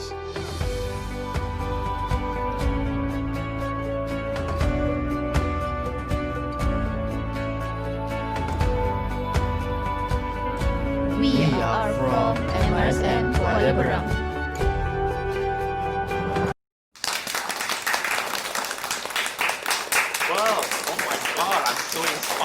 By all these schools. I mean, look at Jitsin, they have a solar panel, they have a sky garden. I wish my school had those kind of thing in my times. And also in Kuala Berang, I mean, oh my God, it looks so beautiful, so green, such an inspiring place to actually learn. And so before we move on to our next pitching session, I'll pass you back to the MC. Go, Nazmi. Ladies and gentlemen, please join me in welcoming our guests of honor, Yang Berhormat Khairi Jamaluddin, and Yang Berbahagia Professor Datuk Dr. Asma Ismail. Good morning, YB Khairi and Datuk Asma. Hi, good morning everyone. Hi. Hello, good morning everyone. Assalamualaikum. Salam sejahtera. Welcome to the 2020 Virtual National Science Challenge Grand Final Competition. Datuk Asma, would you like to say something to our grand finalists? Well, I think, first of all, congratulations to all for being here in the best 6 teams out of 1,027. I think this is a great opportunity to see and to hear all of you giving your inputs regarding how to be pandemic resilient. So I think this is a very interesting one, and to hear all your thoughts in science and technology and how it can now be useful solutions to your lifestyle. Nazmi, this is not yet my welcoming speech, right? Yeah, no. Not yet, okay. So I just want to say congratulations to everyone for being here. It's exciting to hear some of the answers from the participants, but I do feel that, the excitement compared to having a physical meeting is not quite there yet. I think maybe this is the first time that we do this secara virtual, but I think next time around we'll try to find some new ideas on how to create that excitement, because otherwise it will be just like answering questions. But Dr. Ibrahim, you're doing an excellent job of being a one-man show, keeping things lively, for a morning on a rainy morning in Kota Baru at the moment. Okay, that's all. Thank you, Datuk Asma. How about you, YB Khairi? Any words of encouragement to our grand finalists? Thank you very much. First of all, I'd like to congratulate ASM for holding this National Science Challenge. I'd like to congratulate the 6 grand finalists for being selected as the finalists for the 2020 VNSC. As Dr. Asma said, obviously it's not the same that we're having to do this online, but this is the world of a pandemic. We have no choice. So good luck in the final challenge, which is the prototype pitching. I think science and technology has a very important role to play, especially in solving 2 of the biggest crises that humankind faces today. One of us is, of course, the COVID-19 pandemic, and the other one, which is an equally serious crisis that we face, not just for the future, but today, is climate change. And I think that science and technology, the very same inspiration that took men to the moon, that created technology that we use today in our pockets, can also nurture minds like yours to come up with solutions to these 2 big crises that we face today. And I think it's very, very important that science and technology serves a purpose for humankind. So I'm very, very impressed with shortlisted candidates, and I look forward to seeing your pitching today. Congratulations.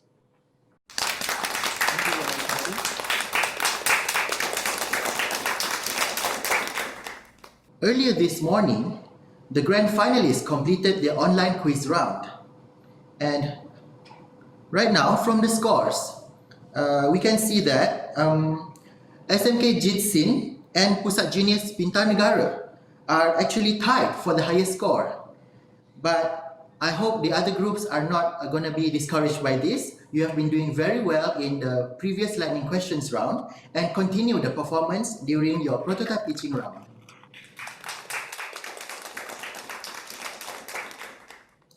Ladies and gentlemen, before we resume the competition, please enjoy a short clip of the 2020 Virtual National Science Challenge.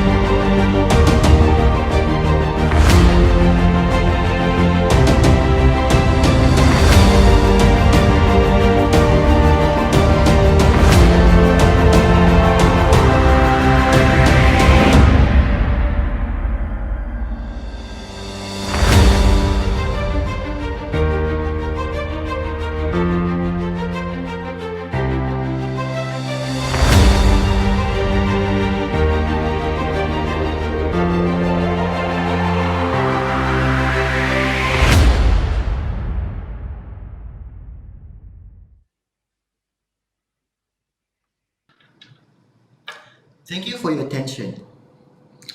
Now I will pass the mic back to our quiz master, Dr. Ibrahim, to conduct the prototype pitching round. Back to you, Dr. Ibrahim.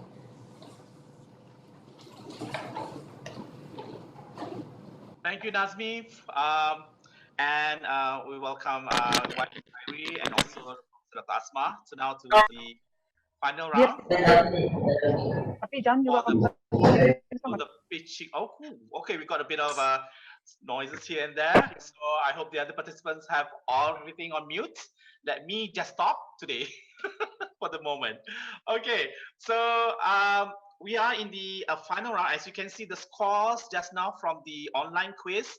So to the other team, don't be disheartened. We don't know how well you did in the lightning round questions, but now it's the pitching session. So you still have time to come back, and that question, who will be the winner, will know after all the marks have been tabulated from the lightning round and also from the pitching session that we're going to go through now. So, but before that, let me just hear a little bit. I think we have some supporters here somewhere in our online universe. Let's see, all the supporters. Okay, Yeah. supporters Yeah. I'm the Georgian, always the Georgian. Okay, good. I can see some Georgians there, some students from SMK Ranau. Let's go. Ranau in Sabah. Let's go. Okay, so these are all their friends supporting them from afar. So I'm all right. Very good supporters. Keep supporting. All right. Okay, I think we'll have to stop that. There's so many cross voices now. Okay, I know you guys are there in spirit, and so we are going to start the pitching round now. Thank you, supporters. Thank you so much for being there, for being with us this morning. All right, so let me just brief a little bit on the guidelines for the pitching round. So based on the problem statement given, which is based on the theme of our this year's Virtual National Science Challenge 2020, which is towards a pandemic resilient community through science, all teams were asked to submit an innovation proposal that will be developed into a prototype. Each team will be given 5 minutes for presentations and another 5 minutes for the question and answer session by the judges. The team can only use one language, either Malay or English, but cannot mix. So evaluation for the prototype sessions are based on the following criteria. Technicality 30%, practicality 20%, creativity 20%, presentation 10%, group participation and collaboration 10%, question and answer session 10%. So this question and answer session, we have 4 judges here today and they are very passionate, but I'm going to be one of those strict quiz masters and I will make sure that you only have 5 minutes in that session, so to keep our time. All right, so the judges' decisions are going to be final. All right, so let's start with the first school that will be pitching their prototype. And SMK Sri Cempaka, are you guys ready? Yeah, we're ready. Okay, so you're ready. So your 5 minutes starts now. Wait, sorry, sir. Can we open the slides first? Okay. All right. Okay. Yeah, open everything first. Get ready. Timekeeper, please reset the time. So let them first set it up first. Okay. Now, can I just ask again? Are you guys ready now? Yes. Okay, ready now, so we can start the time. So I want to be fair to everybody. All right, so your time starts now. A very good morning to judges and fellow finalists. I'm Chen Xian and this is Faris and Ame. We are Team Fast from SM Sri Cempaka and today we're going to talk about rapid. As we all know, there's been a pandemic going around. Currently in Malaysia, a tour had just begun. As you can see, these are the graphs that show daily cases and death toll of COVID-19 until 5th of November. Okay, now, let's focus on the death toll. 1.2 million deaths. Okay, that's really a lot. Okay, now, try putting yourself in other people's shoes. Imagine the 7-year-old kid is your younger brother. When you look at him, don't you feel like helping him? But let me tell you this, you can't. However, things will be different because rapid is here. All right, so you must be thinking, what is rapid? Well, we'll get that to in a minute. But first, you need to understand these things. Distributed computing. In a nutshell, distributed computing is when you use multiple computers to run as a single system. The point is to use a small amount of processing power from each computer to create one powerful system to solve a common problem. So what are we using it for? Well, we're using it to run a biosimulation, which is a simulation of biological processes and systems of a living organism. However, a biosimulation needs a lot of processing power and nearly impossible to do with just one computer, unless you have a supercomputer, which is why we are using distributed computing to do it.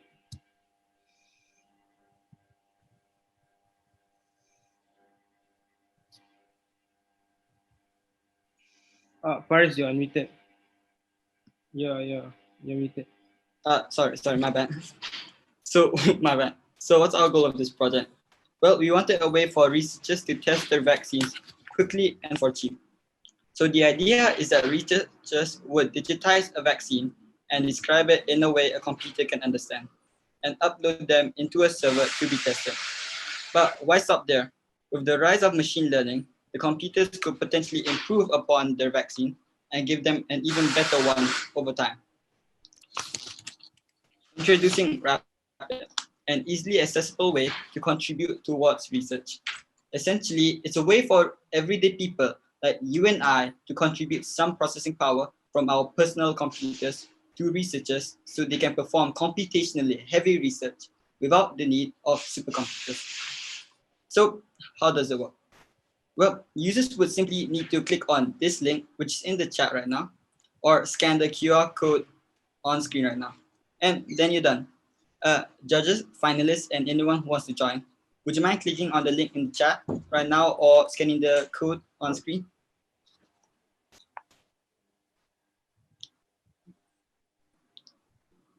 Right, so what's happening right now? While you do that, let me explain what's happening right now.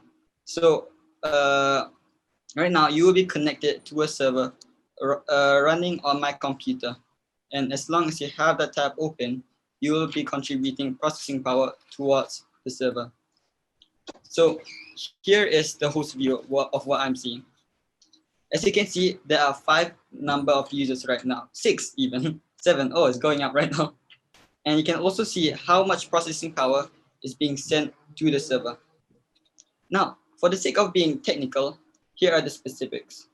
The server is distributing tasks among all the clients, which the client will then respond with their own calculation. The server will continue to give tasks as long as clients are available. Yeah, right now we have 14 connected clients with an estimated computing power of 8 point. Its number still going up. Right. So, okay, if it's not very fuzzy, let's go through a recap. The user clicks on the link and the percentage of the processing power of the computer is given to Rapid to give it enough processing power to run its biosimulation. Then the researcher then uploads the digitized vaccine to Rapid. It then runs its biosimulation. Then it uses its algorithm to make adjustments to the vaccine to increase the vaccine's compatibility and effectiveness. Finally, Rapid then sends the improved version of the vaccine back to the researcher. So what is the potential of Rapid? Well, let's look at the numbers. If every client gives 0.54 gigahertz of processing power, then that means 5 clients in every client. 240, and you have a supercomputer on the internet. 3.4 million, well, you have the strongest computer in the world.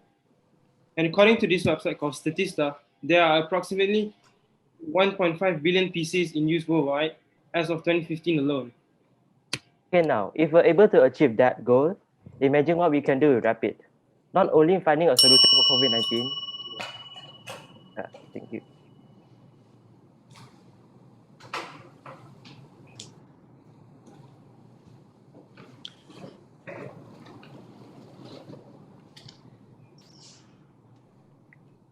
I'm sorry, I mute my button just now. So thank you, Sri Parker. Do you have just one statement? I think you finished abruptly. Can you just finish your statement? That'd be nice. All right, I'll continue from there. Okay, we might be able to solve any future problems with it, such as cancer research, infectious and neurological diseases. Yeah, that's all. All right. Okay. Thank you very much.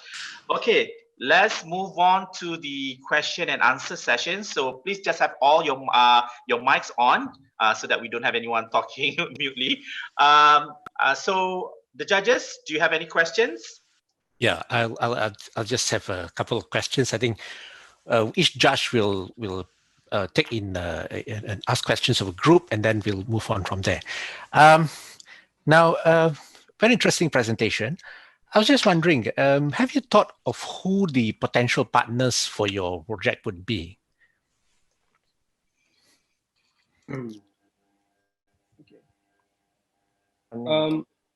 So who's going to answer this? Amir, you go first. Okay. Well, you see, we want Rapid to be a non-profit organization where we will get funding from crowdfunding platforms such as Pitchin or Indiegogo. We also plan on partnering up with leading companies in the biosimulation market, such as Setara LP, which is based in the US, Chemical Computing Group, Canada, and also Antolas Incorporated in the US as well. This is because we like the required tools to create a biosimulation. That way we are able to use their facilities to produce a biosimulation. All right, just one more question from me. What do you think would be potential issues that may arise from this distributed computing that you are proposing? Well, you see, we need a massive amount of users to actually be online concurrently to have a strong enough computer. I guess we could have a massive marketing scheme to get as many users as we can, maybe even work with a marketing team to market this project to a wide audience. So how do you plan to solve that? Yeah, we could partner up with a marketing team. So to get as many people interested and contributing towards this project. All right. Okay. Thank you very much. That's all for me. Back to you, Dr. Ibrahim. Thank you, Prof. Awang. Do any of the judges have any questions? Oh yeah, we have decided that each judge will take one group. Yeah. To speed right, up. okay. Yeah. Okay. So you don't have any more questions? No. Because we still have time. So if anyone is still have interested time? to answer questions, yes. Yeah. 5 minutes. Okay. I have another question for you. Other than taking this forward, getting marketing and all that, what do you think would be the real impact of your project, given that things like vaccine simulation, design on chip, and so on is already being practiced by many companies, even without distributed computing? So what do you think will be the real impact of your project on COVID-19?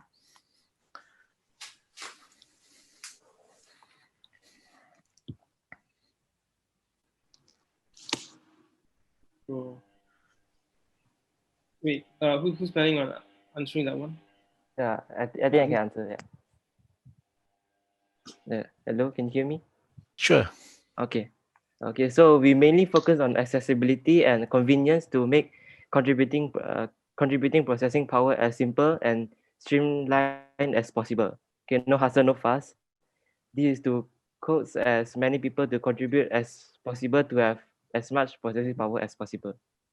But wouldn't that cause problems, for example, in IP where intellectual property is jealously guarded by companies, for example? They would be reluctant to upload the digitized form of their vaccine for fear of other people stealing their intellectual property. Wouldn't that be a problem?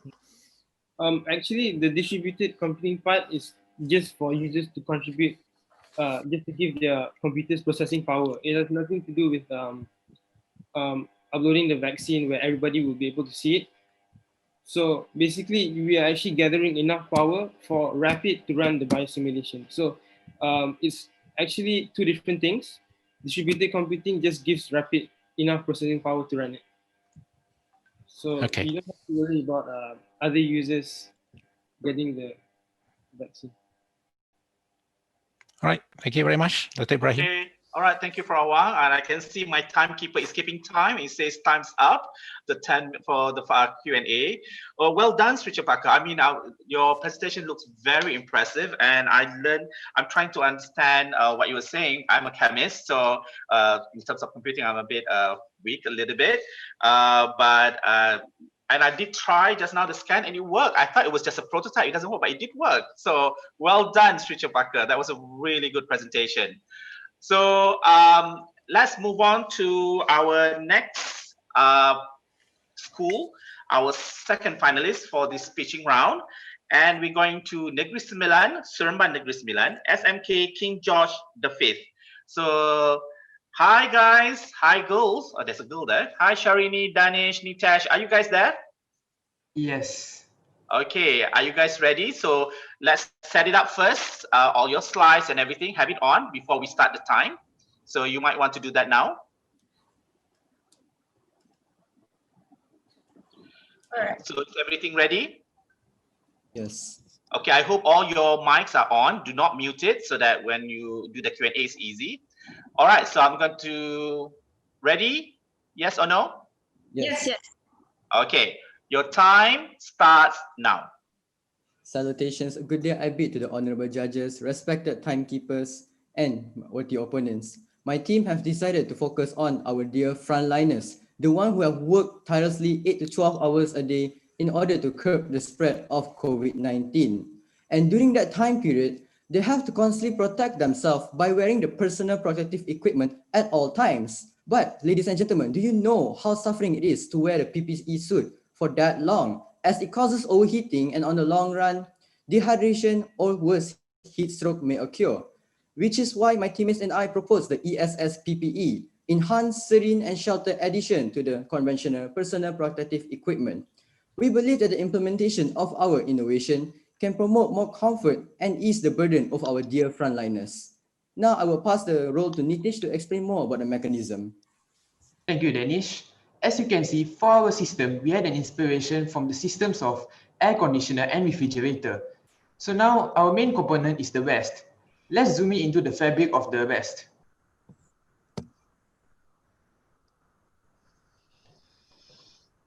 At the side there is the design of the fabric, which has holes to increase surface area. So Danish, if you would. Hold on.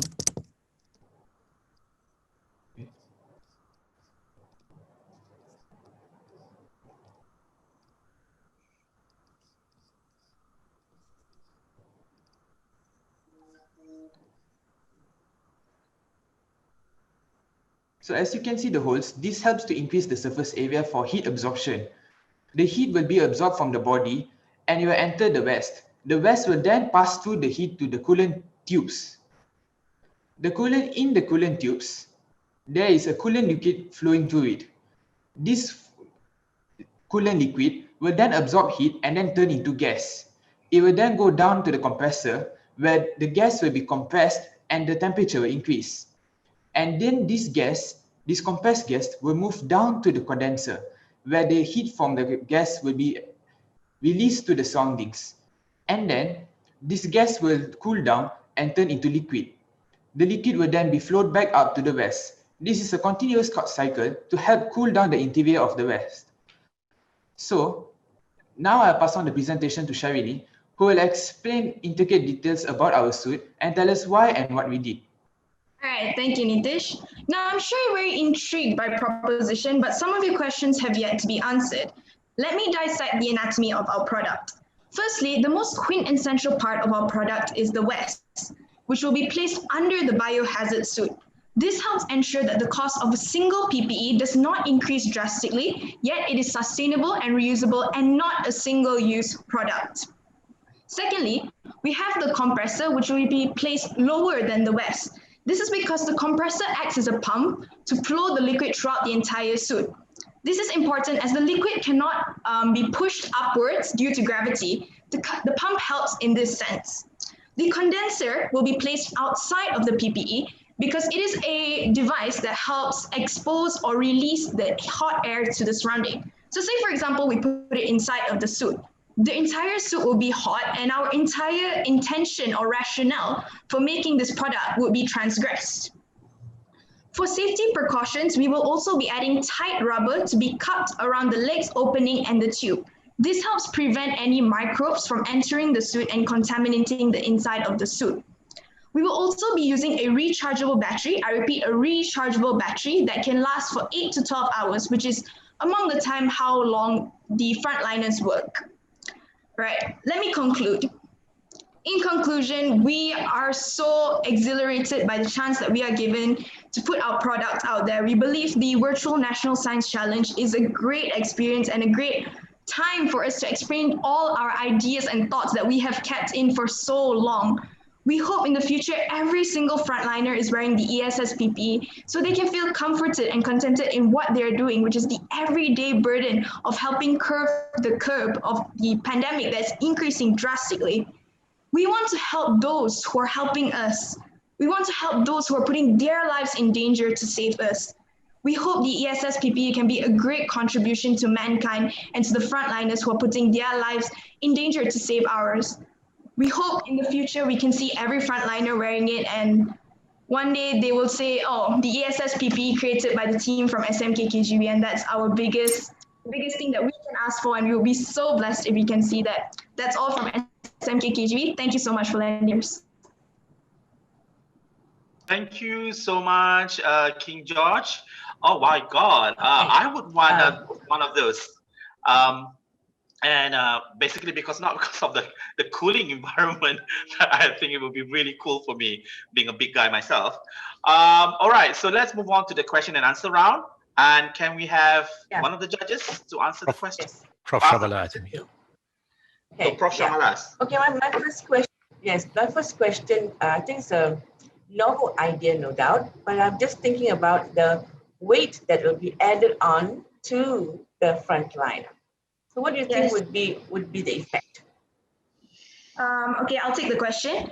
Basically, before putting out our product, we thought about the whole thing on how it will be. So the weight, we roughly estimate it to be less than 5 kg because we are implementing nanotechnology and miniature engineering in this product. And that 5 kg, it won't be a problem, such as, I'll give you an example, the SCBA, the self-contained breathing apparatus, where it's focused at one part of the body, which is at the back, which can cause strainer. But for us, we have basically, put it at different types of places to balance it out in the body. So the weight will not be a problem towards the frontliners. And we believe that the weight will not be a problem and they can still do on their work completely fine. But we'll be carrying around this 5 kilograms for 8 hours, okay? It's like carrying around 5 kilograms of rice, okay? Right. The other part I want to know is this gadget, as you say, is reusable. All right, it's reusable. So how long will it last? How is it forever? Has it to be replenished? Nitesh? It can be used for a very long period of time. So for this, since we are using a rechargeable battery, we can recharge it every time when the battery depletes. So this can ensure that the frontliners can use it for a long period of time without any worries that their coolant system would end. The second part of my question is when you use water and you have some sort of a filter at the base, as you say, there might be contamination. What would be the possibility of contaminants coming from the outside and also contaminating your suit, the water especially, Okay, I'll take this question again. So I've already mentioned for my part just now, actually, that we will be using a tight rubber to be cuffed around the legs opening and the tube. See, when we talk about personal protective equipment, the main part of it and the most crucial part of it is that no contaminants, no microbes, no foreign particles can enter that. And that is what we took. That was the first thing we thought about. And that's the most important thing we believe that we put in our the thing that we thought for our product. That is why we believe that with the tight rubber tight around it, no microbes can enter into the suit, causing it no contamination at all in the suit. Yes. How would you propose to disinfect it, the suit, on a daily basis? How would you disinfect it? Sorry, come again? how to disinfect the suit. Yeah. We can disinfect the suit just like how we disinfect the PPE usually. If You can the wash. reusable. You can wash it, or would you By rinse spraying the- disinfectants. just spraying and then you reuse it again? Yeah. No washing needed. Okay. Just one last question. You've got your suit up to your neck. What about the head? Over your face. Nitesh? Well, since near the head it has our blood vessels is closer to the face, then so what we did is we didn't want to put it all the way to the head, so that this can cause pneumonia, which is quite dangerous for the people. So this is why we put it at the chest, where that is where the main heat is being trapped instead. At the temperature can be controlled still, because the hot air will rise up and then we can still bring it down when the cold temperature inside. So it'll be a good weight will be passing through it.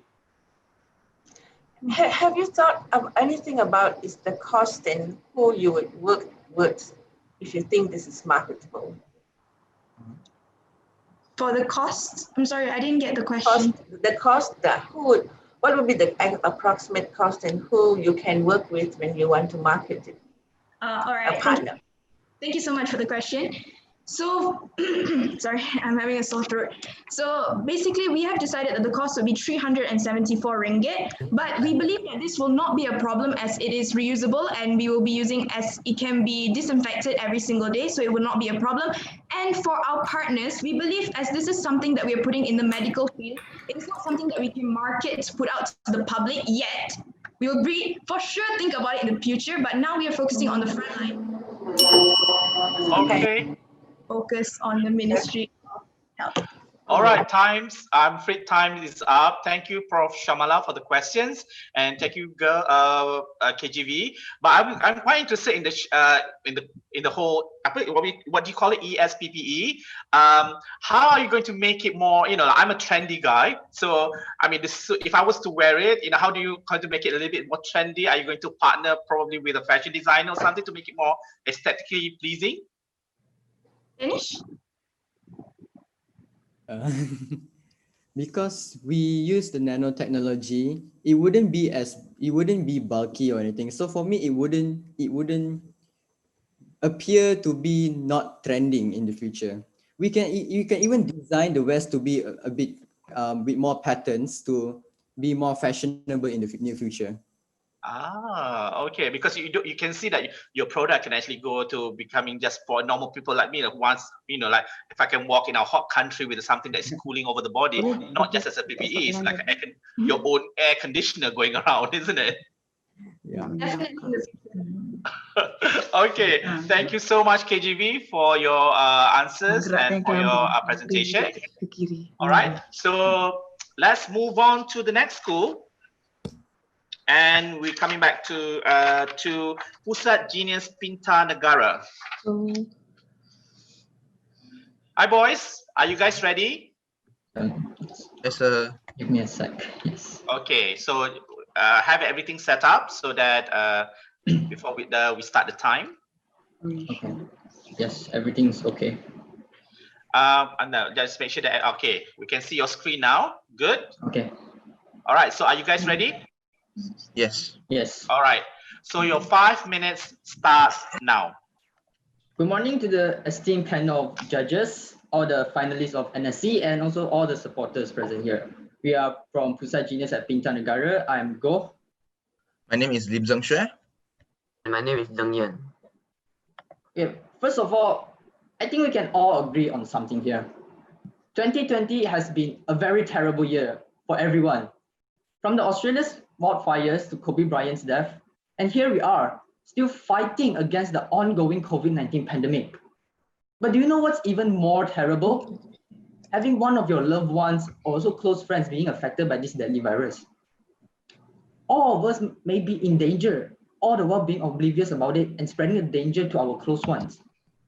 So today, we would like to propose our idea, in which we dub it the SAT, also called the Salivary Antigen/Antibody Test. Video ke? Video tadi. Tu gambar, klik gambar video. Currently, there are three types of COVID-19 tests: the polymerase chain reaction or PCR test, the antigen test, and the serology test. Our idea is based on antigen and serology testing. Currently, COVID-19 tests are expensive and are inconvenient as people need to get to crowded hospitals to get their testings. This puts a lot of people in the risk of contracting the virus. Another risk about the virus is that the people can get no symptoms at all. This is what we call asymptomatic patients. Our idea is to make COVID-19 testing cheaper, more accessible, and more convenient to the masses of people. This is our project, a piece of paper. But please do not underestimate this small piece of paper. This paper will help the world track and reduce COVID-19 transmission. This piece of paper is either made out of antigens of the virus or the antibodies extracted from previous or current COVID patients. This is how the paper is going to work. There are two possibilities in making this paper. Well, as you can see, there are two sides, the left and the right. So the left one is the first possibility, where we extract the antibodies from previous patients, namely immunoglobulin G, or IgG. The antibodies are then placed on the paper. This paper requires a person to spit on it, which an infected person will have the virus antigens in his saliva. Therefore, the antigens will bind to the antibodies on the paper, which alters the structure of the antibody and antigen slightly, which changes the wavelength of light that it reflects. Therefore, a change of color can be seen on the paper. So for example, as on the left, the yellow test slip will change its color into a shade of orange. On the right side, we can see the second method. The second method is when we extract the antigen of the virus and place it on the paper, and then requires the person to spit on it. A person who is infected will either have immunoglobulin G or immunoglobulin M present in their saliva. The IgG or IgM antibody will then bind to the antigen on the paper, and just like our previous explanation, the structure will alter slightly and cause a change in color as shown here, from yellow to a shade of orange. This paper will be easy to use as it either changes color or not, depending on the presence of the antibody or antigen. Further research is still required to confirm this product and make it widely available for everyone. As once Henry Ford said, coming together is a beginning, keeping together is progress, and working together is success. Our product doesn't aim to replace any COVID-19 testings, as it acts like a preliminary test so that people can easily identify if they are infected by the virus or not. Here, we also believe that all the prototypes that are presented at the National Science Challenge today can all be proven useful in overcoming this pandemic. And together, we can all put in our efforts to build a pandemic resilient community. With that, we end our presentation. Thank you. Thank you. Thank you. Thank you very much, Pusat Jenis Pintar Negara. Thank you, boys. So we move on to the question and answer sessions. So who do we have to Prof. ask Abi? you? Yeah. Prof. Abi. Oh, Yeah. my brother from different mother and father. Hi, Abi. Hey, thanks, Evie. Great job, hosting the show today, and also to all the participants. I mean, I must say, I don't think I would have been able to answer the way all of you have done today, and also perform in the manner, 25 years ago, or in fact, 30 years ago when I was your age. Anyway, so let's talk about your SAT prototype. Really cool. It's also exciting to hear about kids talking about developing, antigen antibody tests. My first question is that, why do you, if you think your antigen test works really well, why do you need to have an antibody test as well? We made two possibilities so that if either one of them don't work, we can use the other. Because this is not done yet, so we need trial and error. So we made two possibilities. All right. And if I was an investor and I was saying, okay, tell me where I should put my money on, which do you think is going to be more successful and why? An antigen test or an antibody test? In my opinion, the antibody test will be more successful because, as everyone knows, antibody is basically a countermeasure to any antigens. So for this, I believe that if we invest on this, in future pandemics, when there is still antigen, people will still produce the antibody to fight against it. At that point, we can just extract the antibody, place it on the paper, and then testing can be done easy. That's my opinion. Sort of reassess that answer, especially in the context of COVID-19, where we've known that patients, some individuals don't have detectable antibodies despite, having that particular infection. But, I still understand your rationale.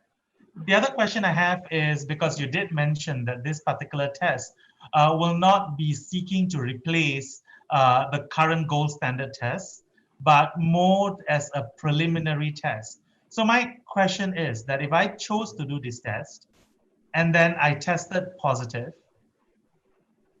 or negative, what should I do? If you are tested positive, you should go to the hospital straight away or maybe quarantine yourself. If you are tested negative, then you're safe, I think. Yeah. All right. So you're actually saying that despite your assertions that it's a preliminary test, you can actually use it for clinical decisions. Yeah, this one is just for, it's like a pH test slip where everyone can buy at local pharmacies, so we can test it whenever we want for like curiosity, or maybe you are quite aware. So it will be available all around your closest pharmacies, and you can test it. If you're tested positive, you better go and check up at the hospital. If you're tested negative, you are most likely be safe. Okay, great. Could you perhaps then share, what are your thoughts about the risk of false positives or false negatives that can, be part of your test? Yeah. What are the risks and its implications? The risk of false positive and false negative? Yeah. Well, for the risk of false positive is that the person which was diagnosed as false positive, he will be mistaken for having the virus, although he doesn't have it. So he'll be brought to the hospital, and maybe he'll be quarantined together with the people who were infected. Therefore, he himself will have the risk of getting infected. For false negative, if the person is diagnosed as false negative, so that means he has the virus, but is diagnosed as negative. So this will be very dangerous, as he thinks he's negative, but he can still spread all around everywhere. So that's my opinion. Great. And could you maybe explain to me why is it, because you mentioned about asymptomatic patients, do you have an understanding of why some individuals become symptomatic and some don't? Because it highly depends on the age and your physiological factors, because mainly the old age will probably not have enough antibodies to counter the antigen. Therefore, they will be more likely to show the symptoms. And for young people like teens, there has been studies that say teens show rather mild symptoms or asymptomatic. So that's my reasoning for it. Great. I just want to say congratulations. Great job to all the teams. And thank you very much for participating in this year's National Science Challenge. Great job. All right. Thank you, Doctor. Thank you, sir. Thank you. Thank you, bro. Well, thank you so much, Abi. That was some great questions by you. I'm sure we'll hear more again for the other teams. For Pusat Genius Pita Negara, I like the idea of the abbreviation you use, SAT. I just hope that people not confuse it with SAT from America. It's not a test that you take, but it's more a strip for COVID-19. So maybe you want to think about the name so that it doesn't get confused with the other SAT. All right, so let's move on to our next finalists. We're going to go to Sabah now. SMK Mat Saleh Ranau. Team Sabah, are you ready? Yes, let me share my screen first. Okay, yes. So I presume you'll be presenting in Malay? Yes. Okay, good. All right, so where's your other teammate? I can't see his video. His camera is not on. Is Deva there?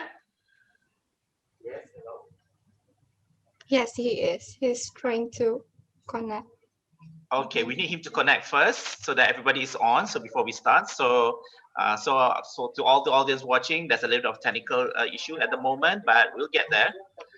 So finally, is he on now? Not yet. Not yet. Can you tell us what is actually happening at the moment? He was disconnected, so he's trying to reconnect now. Okay. All right. So is your presentation, is he the last presenter or is he part of? He's the second. The second. So you already have everything in. Hello. Okay, we need. Hello.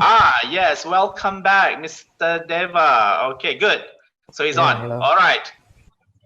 Okay. See my video. Don't be nervous. I know all these technical issues can make you a little bit nervous. Take a deep breath. Okay. Okay. All right. So let's start now. Your time for your presentation starts now. Salam sejahtera saya ucapkan kepada juri yang hormat. Beberapa bulan lepas, gempar di media sosial apabila seorang pelajar Sabah telah memuat naik video tentang bagaimana beliau terpaksa memanjat pokok untuk mendapatkan talian internet untuk menjawab peperiksaan secara online. Ramai pihak mempertikaikan perkara tersebut, tetapi kami sebagai masyarakat Sabah yang tinggal di kawasan luar bandar tidak menafikan kebenaran perkara itu. Di daerah kami sendiri, yaitu Ranau, masih terdapat banyak tempat yang mempunyai talian internet yang sangat lemah dan menyukarkan penggunaan aplikasi MySejahtera. Kekurangan penggunaan aplikasi ini menyukarkan penjejakan pergerakan pesakit COVID-19.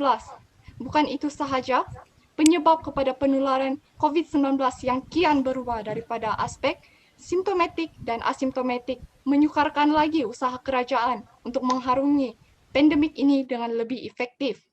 Memandangkan majoriti penularan COVID-19 adalah disebabkan oleh keperluan masyarakat untuk bergerak ke sana ke sini, keupayaan untuk mengesan data perjalanan di dalam dan di luar kawasan pedalaman serta kontak antara pesakit COVID-19 dengan pantas adalah salah satu jalan penyelesaian yang terbaik untuk mengatasi penularan wabak ini. Dengan itu, kami sebagai rakyat prihatin mencadangkan jam tangan pintar yang boleh mengumpul data yang amat diperlukan, bukan sahaja untuk mengesan kontak rapat, tetapi juga boleh digunakan untuk melakukan analisis terhadap kes-kes wabak ini. Data yang diperolehi ini mampu membantu pangkalan data yang sedia ada di Malaysia seperti MySejahtera dari segi A. menjejak perjalanan pemakai, B. mengesan simptom, dan C. memastikan individu berkenaan untuk mendapatkan rawatan dengan cepat. Para juri sekalian, izinkan kami untuk menerangkan ciri-ciri jam pintar yang kami cadangkan. Ciri pertama, sistem GPS boleh menentukan lokasi seseorang melalui rujukan satelit yang mengelilingi bumi dengan rujukan masa yang jitu. Sistem GPS ini membolehkan kerajaan untuk mengakses sejarah perjalanan dan kontak rapat individu-individu yang berkenaan melalui rekod GPS pada jam pintar tersebut. Kaedah ini efektif di kawasan pedalaman, terutama di kawasan pedalaman Sabah yang sebahagian besarnya masih lagi mempunyai masalah capaian internet. Data masih lagi boleh diakses dan dikesan walaupun tiada capaian internet.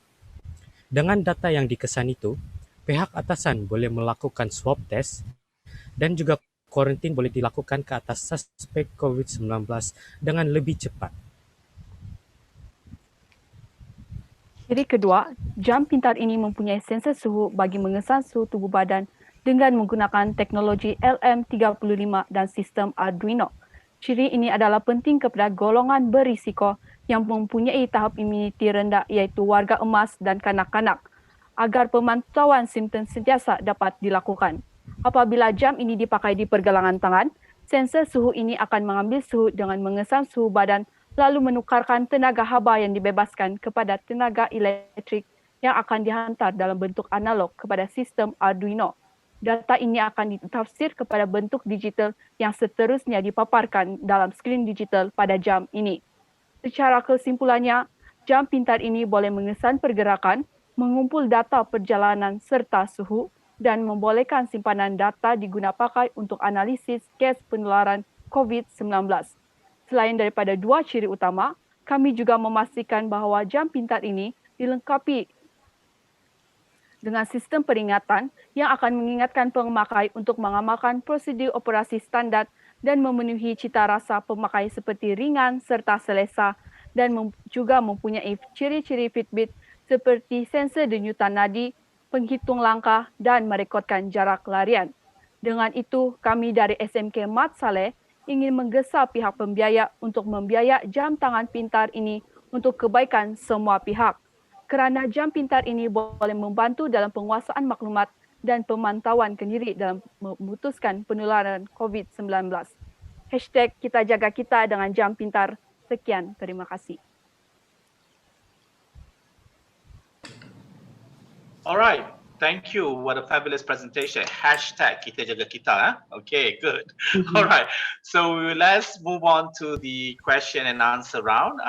So what do we have? It's Dr. Nuriza. Dr. Nuriza, yes. Okay, so Dr. Nuriza, take it away. Assalamualaikum warahmatullahi dan selamat tengah hari kepada peserta daripada sekolah Ranau tadi, Mat Ali Ranau. Sorry. Mat Saleh. Mat Saleh Ranau, sorry. Soalan saya, boleh ceritakan secara lebih terperinci bagaimana ciri-ciri GPS tu boleh diaplikasikan untuk mengesan lokasi pesakit. Sebab kalau kita tahu dia tidak menggunakan capaian internet. Boleh pelajar semua ceritakan bagaimana ciri-ciri GPS yang ada pada jam berkenaan boleh digunakan untuk mengesan lokasi pesakit. Okay, selamat tengah hari doktor. So cara digunakan ini apabila seseorang itu dan menuju ke satu lokasi, sistem GPS itu akan mengesan lokasi tersebut. Jadi bila lokasi itu dikesan dan direkod, dia akan dihantar ke satelit. Jadi lepas daripada itu satelit, dia akan dihantar kepada pangkalan data yang dimiliki oleh kerajaan Malaysia. Adakah ia mempunyai had jarak ataupun had masa untuk penggunaan GPS yang ada dalam ciri-ciri jam tersebut? Maksud saya, kami kembangkan ini, doktor. Adakah ia mempunyai had masa dan had jarak untuk penggunaan GPS pada alat dam yang dicadangkan oleh pelajar? Tiada doktor, disebabkan oleh satelit yang sentiasa mengelilingi bumi, dia tidak terhad dalam jarak dan masa. Maknanya dia boleh dikesan pada jarak yang lama, jarak yang jauh. Ya, kalau masa dalam yang English lama. kita cakap dia real time sensing. Okey, dan yang seterusnya, bagaimana sistem suhu badan tu memberi ketepatan kepada data yang diambil oleh jam tangan berkenaan, suhu yang tepat, dan bagaimana jam berkenaan boleh memberi amaran kepada pesakit, kepada pemakai untuk menentukan bahawa dia dalam keadaan yang sihat ataupun dalam keadaan bergejala. Adakah jam berkenaan mempunyai ciri berkenaan? Saya akan jawab soalan doktor yang terakhir, iaitu ya mempunyai ciri yang berkenaan. Seperti kita tahu, terdapat banyak spekulasi yang menyatakan bahawa suhu badan di bahagian pergelangan tangan adalah tidak tepat.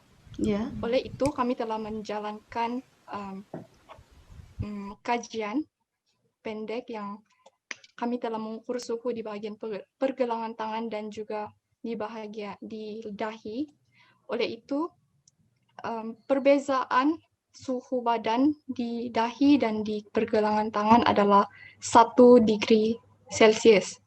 Oleh itu, kami telah meletakkan formula ke dalam jam ini supaya suhu pada pergelangan tangan akan menepati suhu seperti mana di dahi seseorang. Itu buat kajian tentang ujian ketepatan suhu. Kami telah scan bahagian pergelangan tangan dan juga bahagian dahi dengan menggunakan beberapa jenis pengesan suhu yang kami ada. Dan seterusnya untuk apa? Belajar mencadangkan siapakah yang sesuai untuk berkolaborasi menghasilkan jam pintar ini. Ada tak pelajar bincangkan siapakah yang sepatutnya? Ada doktor. Ya. Jadi dalam kami plan kami yang kami telah bina, kami telah bercadang bahawa kami disebabkan jam pintar ini sudah sedia ada di pasaran. Jadi banyak syarikat-syarikat yang boleh membina jam pintar ini dalam masa yang singkat. Contohnya Apple, Samsung, Sunto dan juga Garmin. Itu merupakan salah satu beberapa syarikat yang mendahului dalam pembuatan jam pintar. Jadi sekiranya kami dapat dibiayai oleh mereka, dia mungkin akan memberikan lebih banyak kesan yang baik dalam menangani pandemik ini. Mungkin ada satu soalan lagi. Dr. Nuriza, sometimes I have to be the very bad quiz master here that we do is out of time. Just to be fair to everyone that they have 5 minutes of Q&A. Thank you, Dr. Nuriza, for the questions for the school, and for the SMK, Mak Salirana, thank you so much for your presentations. Okay, before we move on to our next group, I mean, it's been a bit quiet. Let's hear from the supporters. Are they still there with us? Where are the supporters of the school? Are they there? Yes.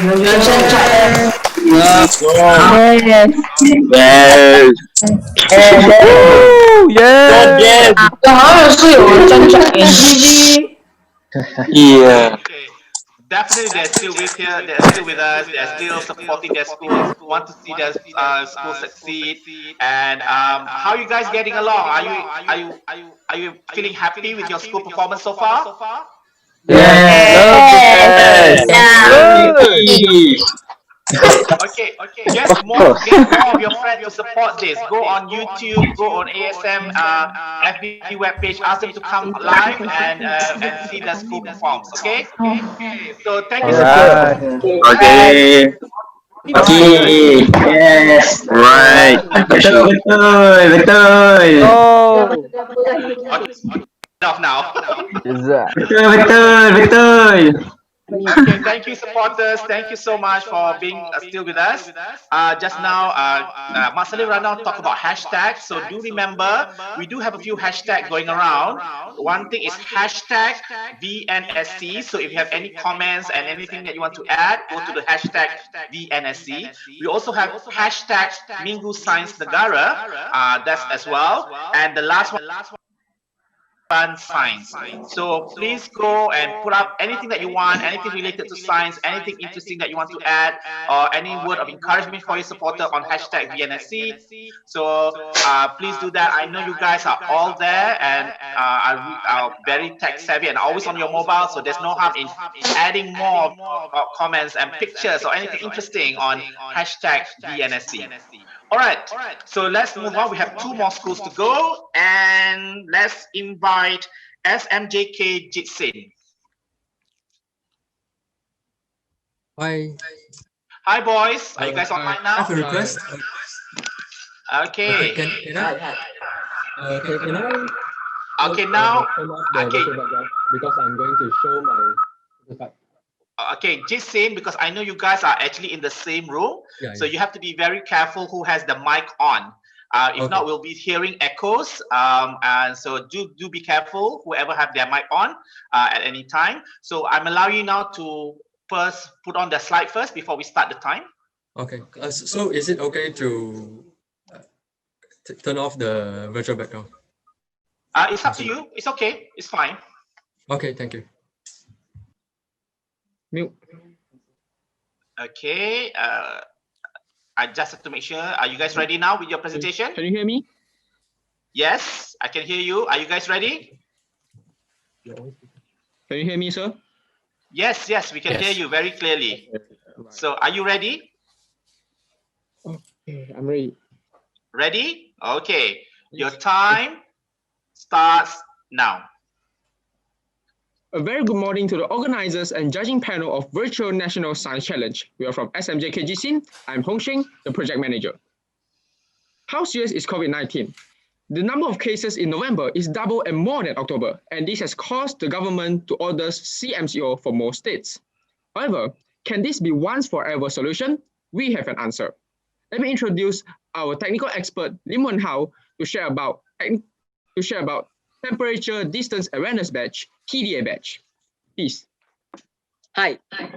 Okay. So now I'm going to present our project, which is the temperature distance awareness badge, the TDA badge. So as you can see, this cell is made out of the 3D printing filaments.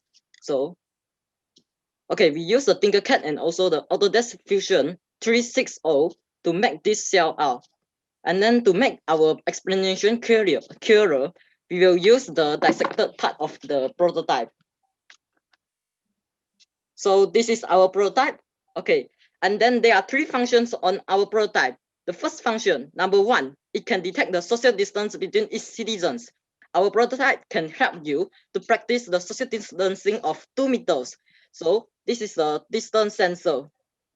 Okay, and then it will detect the distance between its citizens. So when the social distancing is less than 2 meters, the red LED will warn the users, and the buzzer will also emit the siren sound. And when the users is practicing the social distancing of 2 meters, the green LED will light up, which means that the users is in the safe zone of virus transmission. Okay, next, number two, our project can detect the body temperature. So we have installed a body temperature sensor on it. And then when the users has fever or experiencing the features of COVID-19, their body temperature will exceed 37.5 degrees Celsius. And therefore, the body temperature sensor will sense the temperature, and then all of the LED on the device will light up, and which means that this person maybe is the potential COVID-19 carrier. Okay, number three, our project can store data on the phone. So this, I will pass this to my friends. This is Anggi Jing. Hi, good morning, dear all judges. Okay, so as you can see just now, we can store the data from the prototype to our handphone. Function your mic. Okay, so as you can see here, I've connected the prototype via the Bluetooth to the handphone.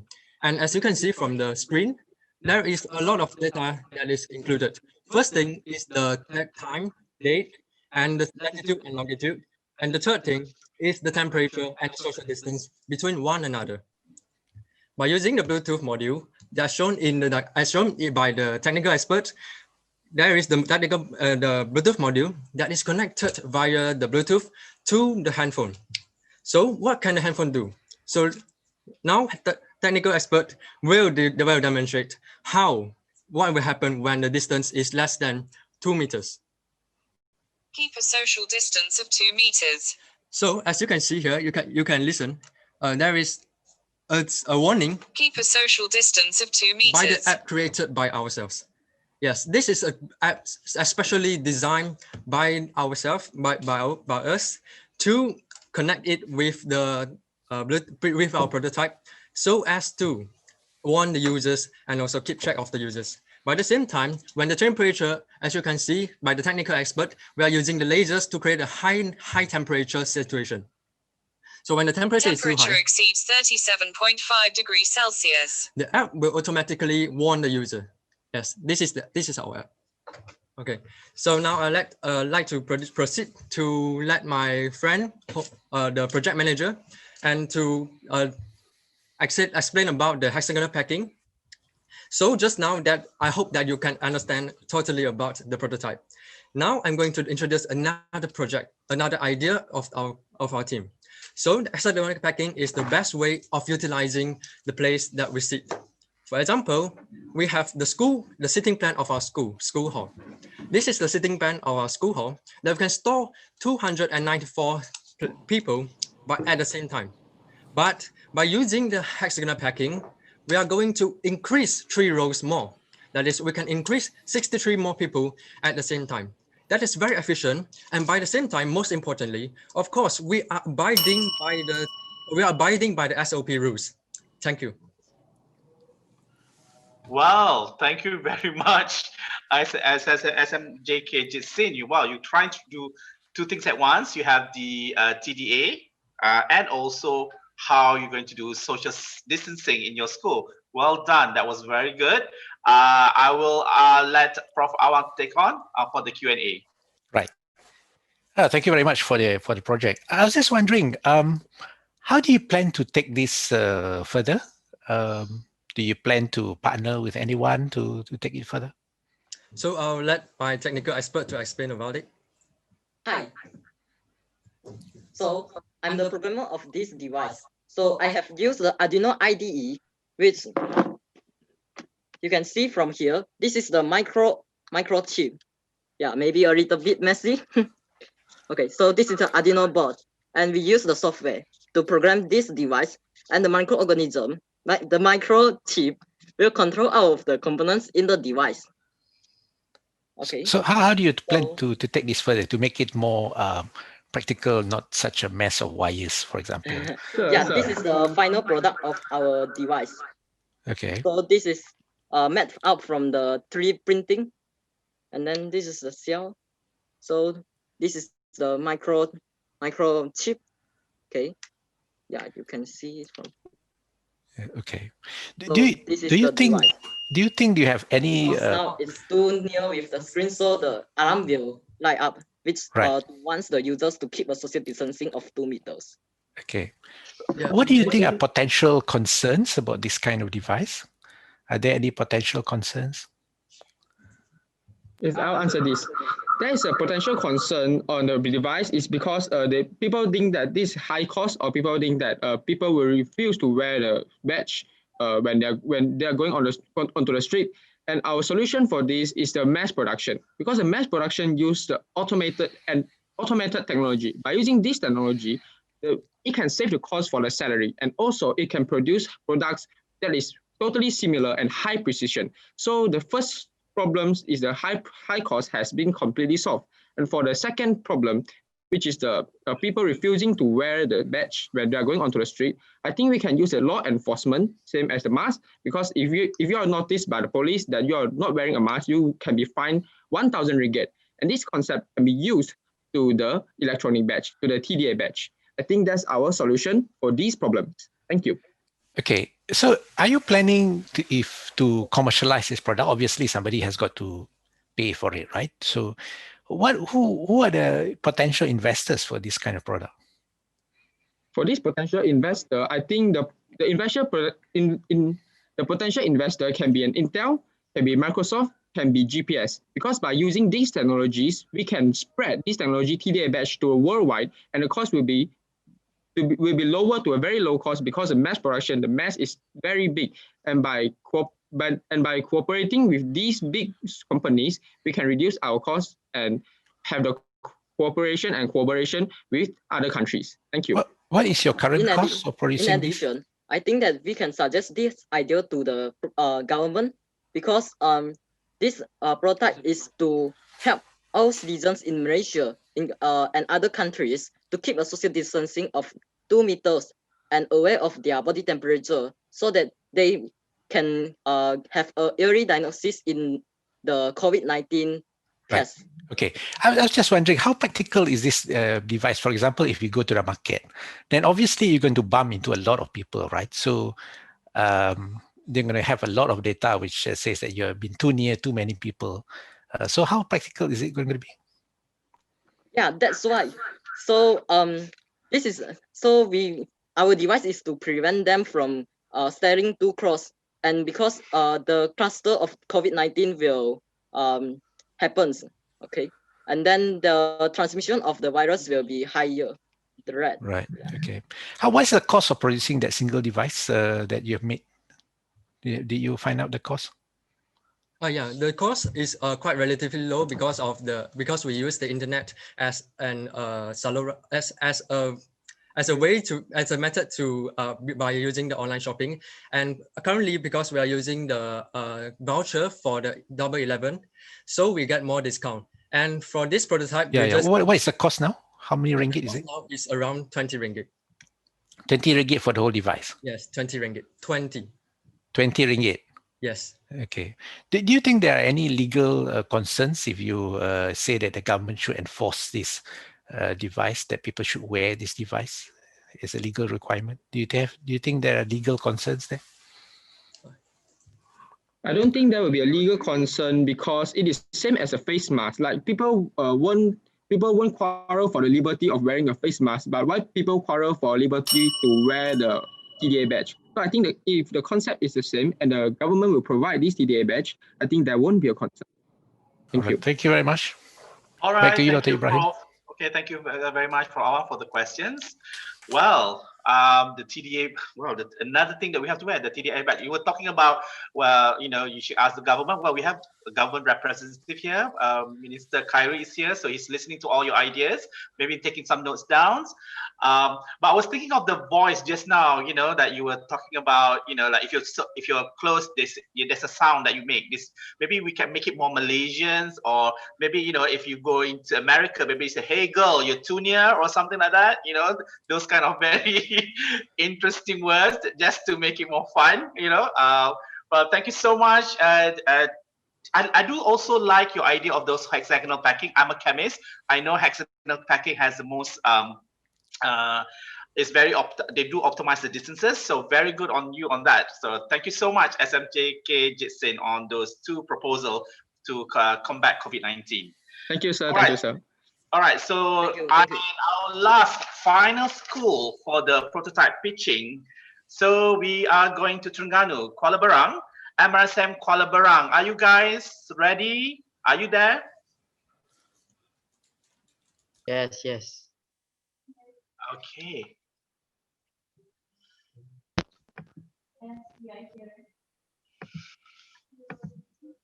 All right. Okay, you look a little bit dark there, Idris, Alia. I'm not sure why. Maybe the camera, but it's okay. As long as we can hear you, maybe you'll be later on. Maybe we can fix that. But you may now put on your presentation. Before we start, set it up first. Before we start the time.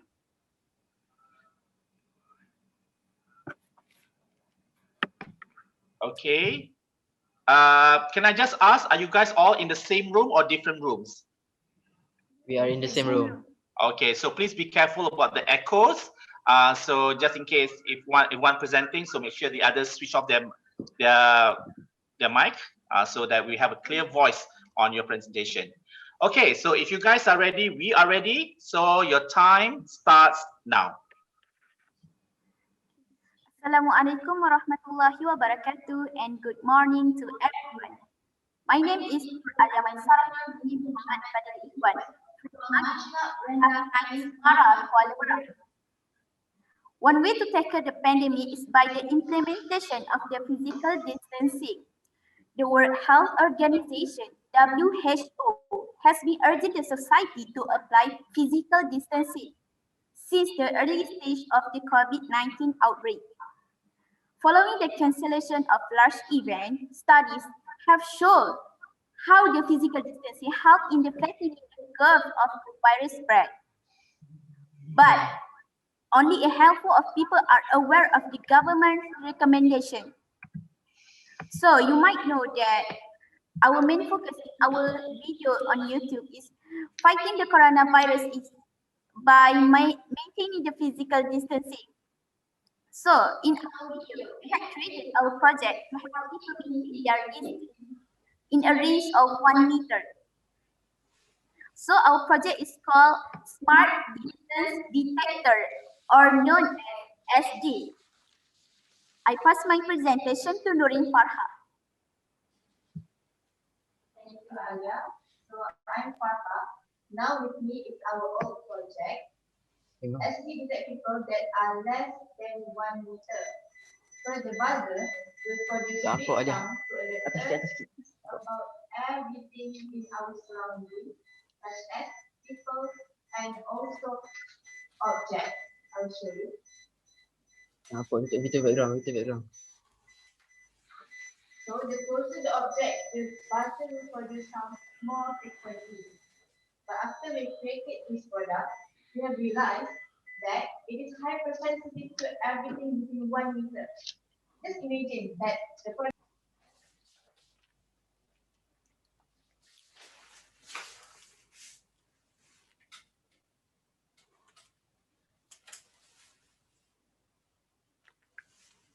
at the bottom of the product.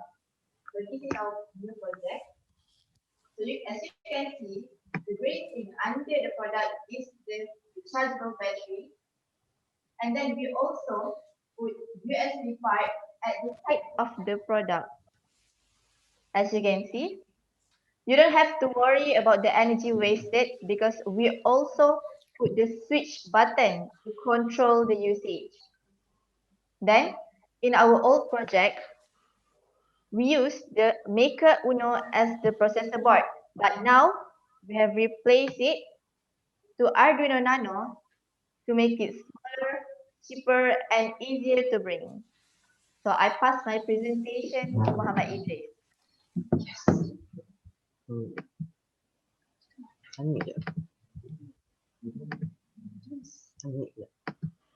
Hello, can you hear me? Yes, we can hear you. Okay. So, with me here is our new design of SD.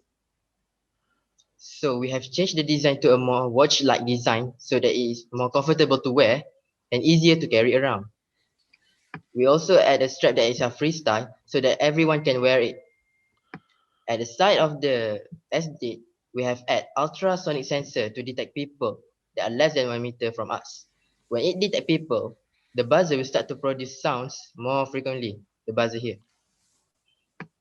But to counteract the problem of its hypersensitivity, we also add infrared sensor here to make sure that the SD only detect people and not object. By making it design more like watch-like, we make it consume less space and also more fashionable.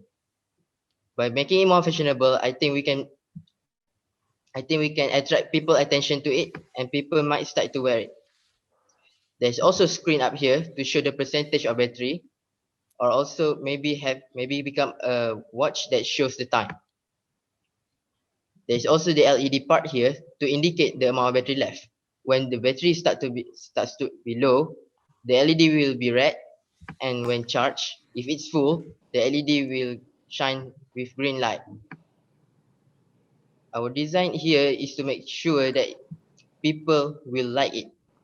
If we attract people. That is all from us. Thank you very much, MRSM Kuala Berang, for the presentation and the pitching of your watch. I think we're going to have a competition here with you and also MRS SMK Mat Ranau in Sabah, Asali Ranau in Sabah. So there's going to be a very highly healthy competition between these two watches, and so who will win, we'll never know. Okay, all right. So let's move on to the question and answer round. So who do we have? All right, Prof. Dr. Shamala. Yes. My question is the durability of this watch. How strong is it? Does it wear and tear? And can you wear it out? Can you wear it when you're in water or in the rain? Okay, actually we have designed this product like a watch so that it's waterproof. So if we wear it outside of the house, we still can bring it anywhere, and it also can be charged anywhere and anytime. We can use power bank because nowadays people usually have power bank with them when they go outside of the house. So we also bring USD, right? So that's how we can charge the SD. Okay, the other question is that there are so many watches around. Do you think people will wear your watch in comparison to what they are wearing now, okay, just for social distancing? You know, we have watches for our heart rate, for our, when we are jogging, and now we'll probably be wearing a string of watches on the hand. So apart from just the time and the social distancing, is the possibility of extending it to have other functions as well, so that I just wear one watch. You got me? Did y'all hear me? May you repeat?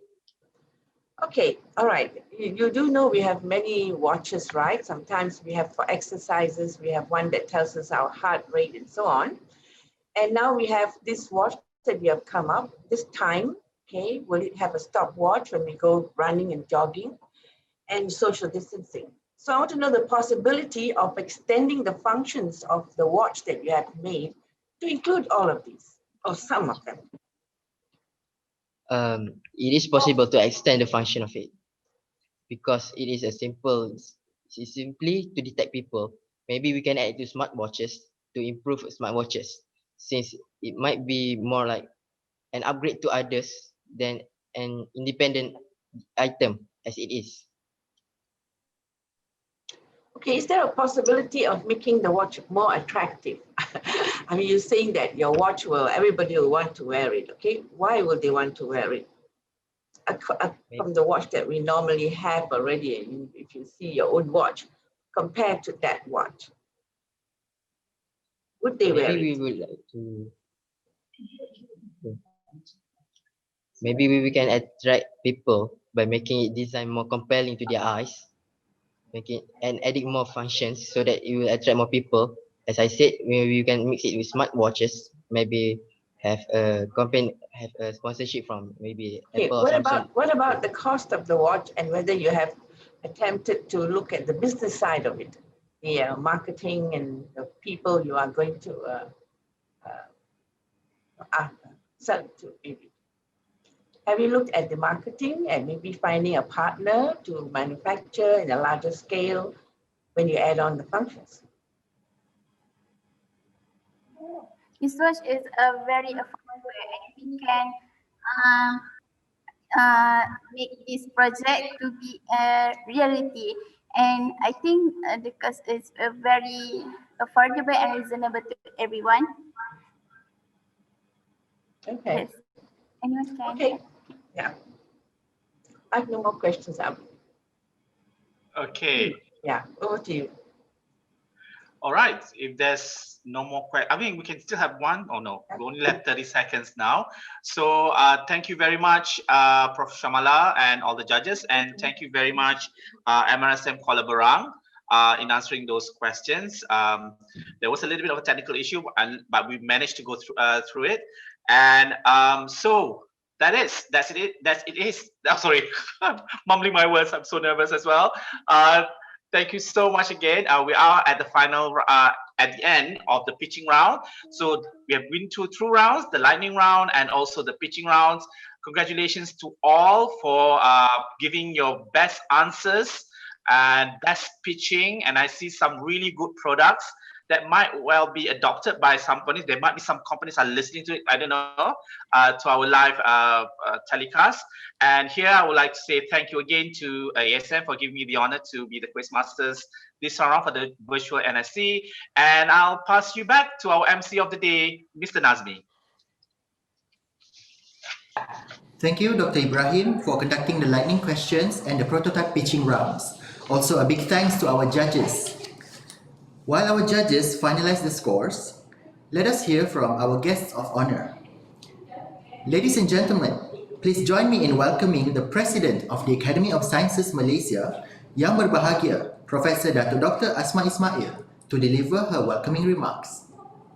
Okay, Bismillahirrahmanirrahim. Assalamualaikum warahmatullahi wabarakatuh. Salam sejahtera and a very good morning. Thank you, Nazmi. Yang berhormat Khairi Jamaluddin, Minister of Science, Technology and Innovation, yang berusaha, Encik Zainal Abbas, the Director of Sport, Art and Co-Curricular Division, representing the SecGen of Ministry of Education. Yang berusaha Puan Ainizah Wan Arifin, the Director of Secondary Education Division of Majlis Amanah Rakyat ataupun MARA. Yang berusaha Dr. S. Asmaliza Ismail, the Manager of National Institutes of Health, representing the SecGen for Ministry of Health, Malaysia. Yang berusaha Mr. Law King Hui, the Managing Director of SAS Badi Online, Sdn Bhd. Yang berusaha Profesor Dr. Nur Saadah Abdul Rahman, the Chairperson of the National Science Challenge Steering Committee. Yang berusaha Puan Hazami Habib, the CEO of Academy of Sciences Malaysia, Senior Fellows and Fellows of the Academy of Sciences Malaysia, Young Scientists Network, Honourable Judges, members of the Organising Committee and Question Committee of the 2020 Virtual National Science Challenge, teachers, parents, students, supporters, media representatives, ladies and gentlemen. Wow, thank you everyone for joining this 2020 Virtual National Science Challenge Grand Final. And despite the third wave of COVID-19, we decided that the show must go on and that there will be no more delays. And we just have to face the fact that the new norm is here to stay, and we see that the COVID challenge has now given us an opportunity for all of us to transform. And as we said just now, the digital era is here to stay, and we just have to adapt from physical meeting to now a virtual competition. So it's indeed a great pleasure for me to join all of you this afternoon. And on behalf of the Academy of Sciences Malaysia, I would like to thank YB Khairi Jamaluddin, our Minister of Science, Technology, Innovation, for taking the time to grace this event virtually today.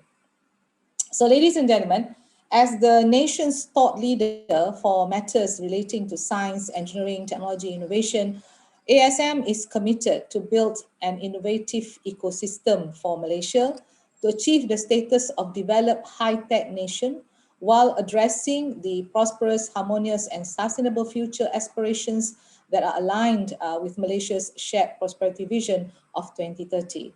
And with our mission to pursue, encourage, and enhance excellence in the fields of science, engineering, technology, we firmly believe that the nation's economic wealth and societal well-being is highly dependent on our country's capacity and capability in STI.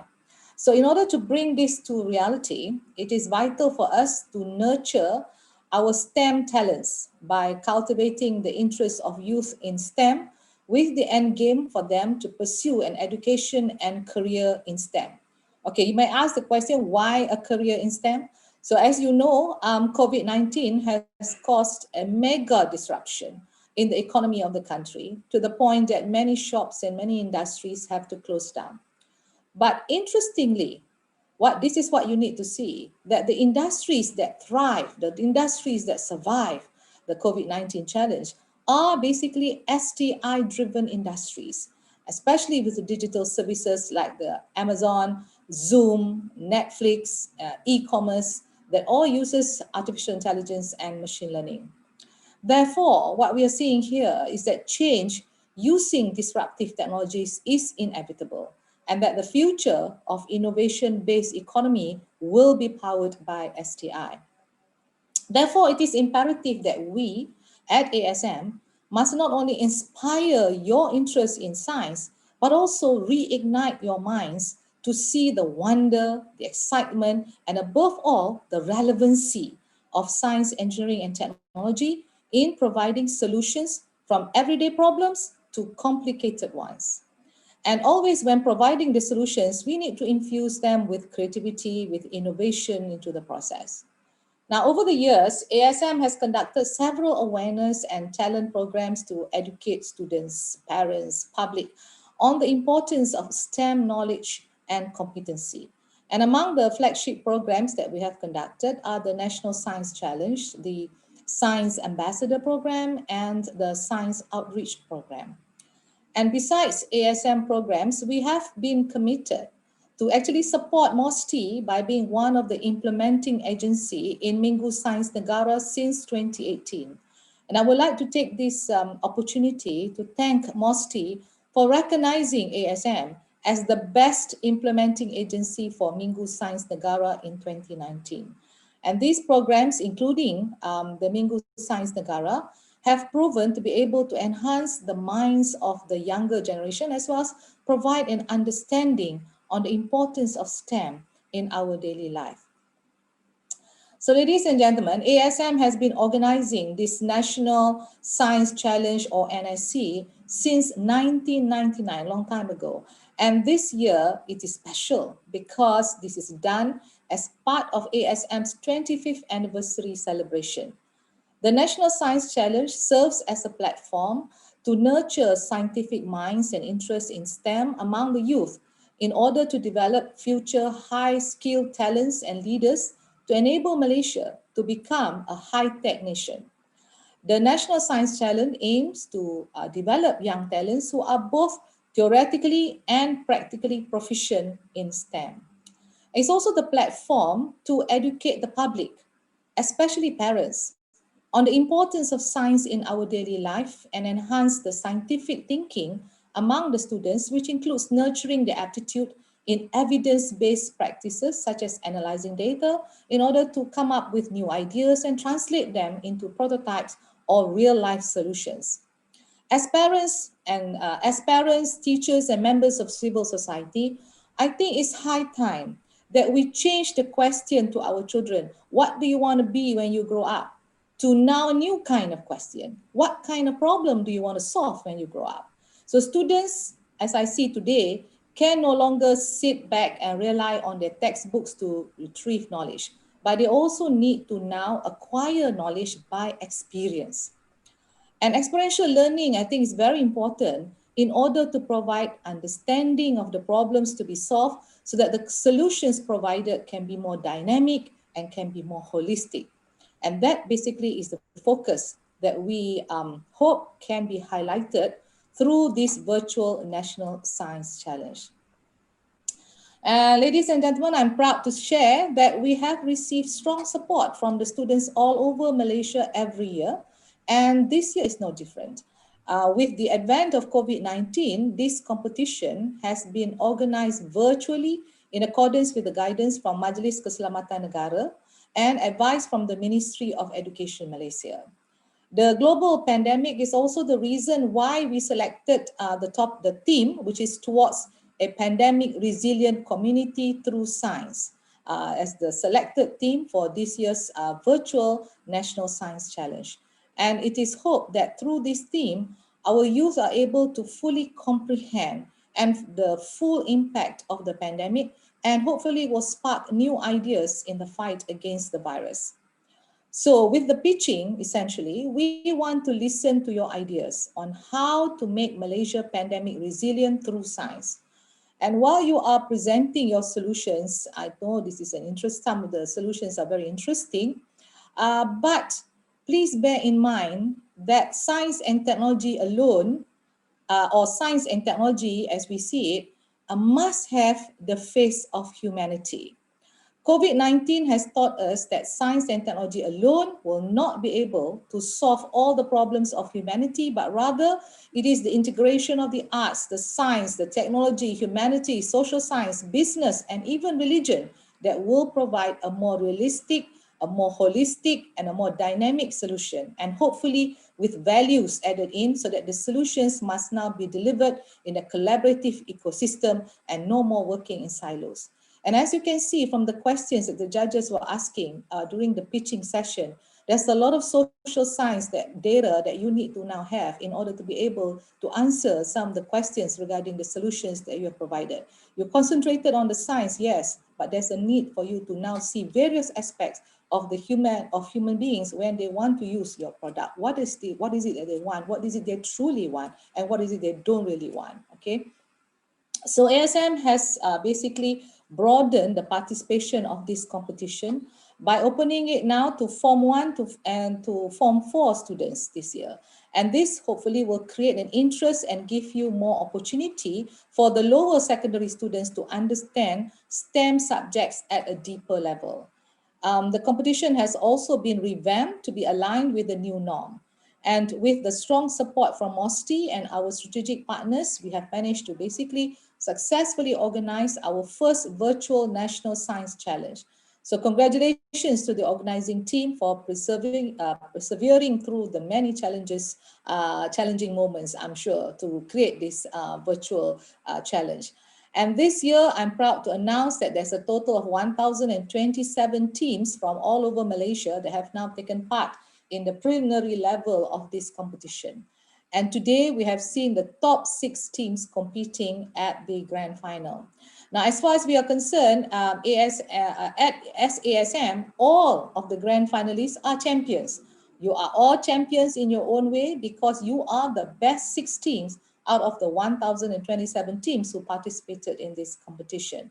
I've gone through 2 levels of competition in order for you to be here today as the grand finalists. So congratulations to each of the finalists. Now, the champion team, this is very important, the champion team will now receive the Prime Minister's Challenge Trophy, the ASM National Science Challenge Educational Award of RM $6,000 and a laptop for each student as the grand prize. Now, the second place winner will receive the ASM National Science Challenge Educational Award of RM4,000 and an iPad for each student. Now, the third place winner will receive the Educational Award of RM RM2,000 and a smartphone for each student. And while the remaining 3 finalists will receive the Educational Award of RM RM1,000 and a smartwatch for each student. Wow. Okay, so now that I hear all these watches, maybe all this now you have another watch to now wear. So all the finalists will now get a reward for all your hard work. So it is hoped that this ASM NSC Educational Award that we're giving you will be the seed fund for your tertiary education. So at the end of the day, I hope that each of the participating teams have acquired knowledge and experience that could benefit their future from this competition. And I hope that each of the teams have been inspired, have been motivated to pursue an education and career in STEM as a result of their participation in the virtual National Science Challenge. So ladies and gentlemen, on behalf of ASM, I would like now to thank our co-organizers, the Ministry of Science, Technology, and Innovation for their contribution and support. We share the same philosophy for NSC, which aims to nurture the interest and develop the capacity and capability of Malaysian young generation to be the future STEM talents of the country. And we hope that we can continue this collaboration for the upcoming years. Now, the highest appreciation also goes to the Ministry of Education Malaysia, to the Majlis Amanah Rakyat, and of course to the Ministry of Health for lending their full support towards the successful implementation of this competition. My warmest appreciation also goes to Sasbadi Online Sdn Bhd for their continued contribution and generous support for this program since 2014. Last but not least, my sincere gratitude to the chair, Professor Nur Saadah, to the esteemed judges and to members of the Young Scientists Network for their ideas and strong commitment to make this competition happen, and to all those involved in the virtual National Science Challenge this year for their valuable support and contribution. And may I add, Dr. Ibrahim, thank you so much for keeping this National Science Challenge to be lively. Thank you so much. You are wonderful. So before I end, I would like to congratulate all of the virtual National Science Challenge participants this year. You have strived to be the best, and I hope that this challenge has inspired you and has left a lasting impression that science is exciting and science can be awesome. So I hope to see some, if not many of you, become renowned scientists and researchers in the future, and perhaps one day become a fellow of the Academy of Sciences Malaysia. This is something that we look forward to. So thank you once again and congratulations to all. So sekian, wabillahi taufiq wa hidayah. Wassalamualaikum warahmatullahi wabarakatuh. Thank you, Professor Dr. Asma. Now, I would like to invite the Minister of Science, Technology and Innovation, Yang Berhormat Khairi Jamaluddin, to deliver his closing remarks. Thank you very much. Assalamualaikum warahmatullahi wabarakatuh dan salam sejahtera, Professor Asma from the Academy of Sciences Malaysia, representatives from the Ministry of Education, from the Ministry of Health, from Mara, all the sponsors, all the participating schools, teams, the judges, ladies and gentlemen. We are slightly behind schedule, so I'm not going to read a long, boring speech by a minister. I already have in my hand the results, which I will announce later, and that's what I'm sure all of you are waiting anxiously to find out. I just want to make some brief remarks. Professor Asma, the president of the Academy of Sciences, has spoken at length already, and I don't want to repeat some of the fine, wise words that she conveyed. But I want to tell you a little bit about why science is important to me, to a politician. I want you to consider the fact that the most developed country in the world, the United States, has 10 million COVID infections and 238,000 deaths from COVID-19. Why was this? Why does the United States, and to some extent the United Kingdom, why do they have some of the most staggering COVID numbers? Not good numbers, bad numbers.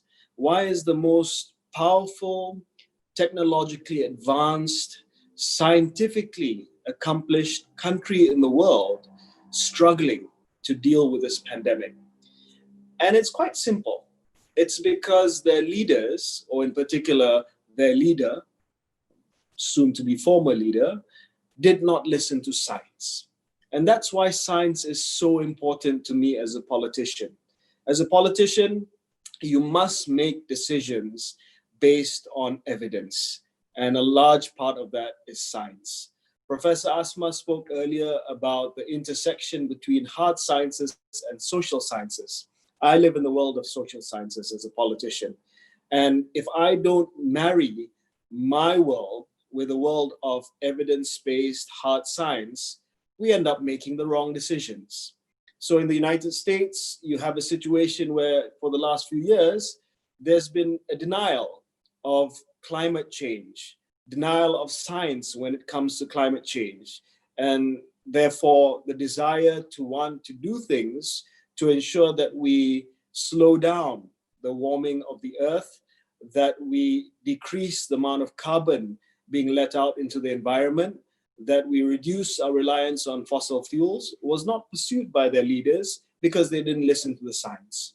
When it comes to COVID, they didn't listen to the scientists. They didn't listen to Dr. Fauci. They didn't listen to all the guys and scientists that we see on CNN saying that we have to practice physical distancing, we have to do mass testing, we have to lock down some of the cities where the incidences of infections are staggeringly high. In Malaysia, we try to listen to our scientists as much as possible. And although we're going through a pretty bad patch of a third wave of infections right now, I'd like to think that we did much better than some of these other countries like the United States. And that's because we listen to our scientific experts. That's because we listen to the Ministry of Health. And that's why we have largely managed to contain the COVID infections, and hopefully we'll be able to flatten this third wave within the next few weeks. So to me, it's very important that science plays a tremendously important role in decision-making, in policy-making. We can't just have politicians like me deciding on policies without any evidence, without any research. So I'm so happy to hear that Professor Asma mentioning about the intersection between natural sciences, hard sciences, and also social sciences. And that's why earlier in the pitching session, and I'd like to congratulate the schools, there was so wonderful ideas in suggesting how we might best tackle the pandemic, from ideas on testing to ideas on personal protective equipment, to ideas on wearables, to the distributed computer system in developing the vaccines. These were fantastic. I mean, you might have seen my screen switched off, but I was listening to all the presentations that were made. I'm so proud that you guys spent a lot of time and effort not just to look at the technical aspect of it, but you were able to answer some of the questions which dealt with policy. How do you fund this? How do you commercialize this? How this will be applicable to Malaysia, and how this can be rolled out to as many people as possible. So it's not just about the science, but it's about how the science is used to affect policy and also to help people and be rapidly deployable for Malaysia and also around the world. So I think it's very important that science plays a big role for me as a politician in how we decide things. I just want to share with you as well, finally, some of my concerns with regards to STEM or science, technology, engineering, and mathematics in Malaysia. If you look at the Science Outlook report for 2017, and I doubt that the statistic has changed very much over the last 3 years, the data actually shows that annual tertiary education enrollment in STEM courses has dropped from 41% to 40% in 2016. And that drop is quite worrying, because we wanted at least 60% of our tertiary education places to be STEM. Unfortunately, it's the other way around. Now, this is worrying for us, because as much as we need social scientists like myself, we also need more people who are involved in STEM. As part of it is perhaps because a lot of students still find STEM daunting, inaccessible, but part of it, I've been told, is also because of the employment prospects of STEM graduates, and that's something we're looking at my ministry seriously, to ensure that people who do decide to take STEM courses have good paying jobs after they graduate, and not like some of the situations that they find themselves in right now. Looking to the future, there is a bright future for Malaysia in STEM. I think we are not far behind or too far behind some of our peers in the region, but there's a lot of catching up to do. So the Academy of Sciences Malaysia, the agency that has hosted this National Science Challenge, has been working very hard over the last few years to come up with a picture of the future, which I've endorsed recently. And that picture of the future will excite some of you, because some of the presentations today are utilizing technologies that ASM have identified as the technology for today and tomorrow. And this list is, of course, non-exhaustive, but I'd like to share with you some of the technologies that we want to put a big bet on as far as Malaysia is concerned. So the first one, of course, is mobile networks, 5G and 6G. The next one is sensor technology. The third is 3D, 4D printing.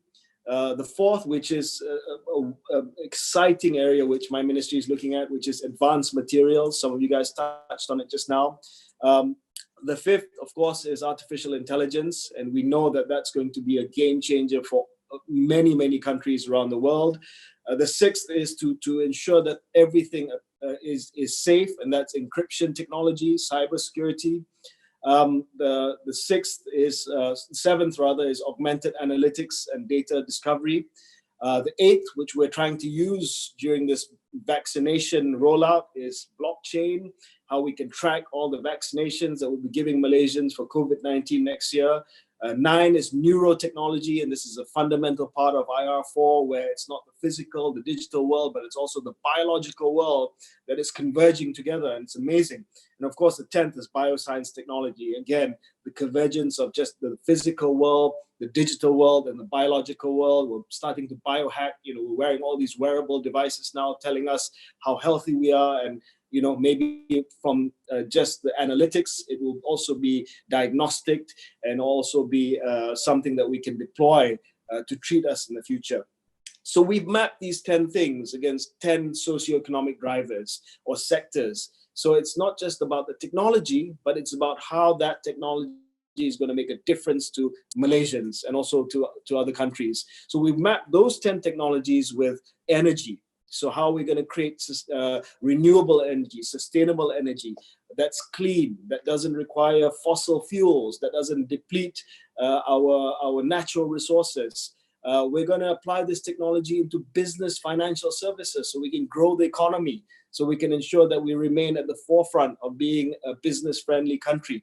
Arts, culture, and tourism. Think about how we can apply augmented reality to tourism. Now that we can't travel, imagine we have these augmented virtual reality where we can travel without actually physically traveling. This is not science fiction, this is science fact.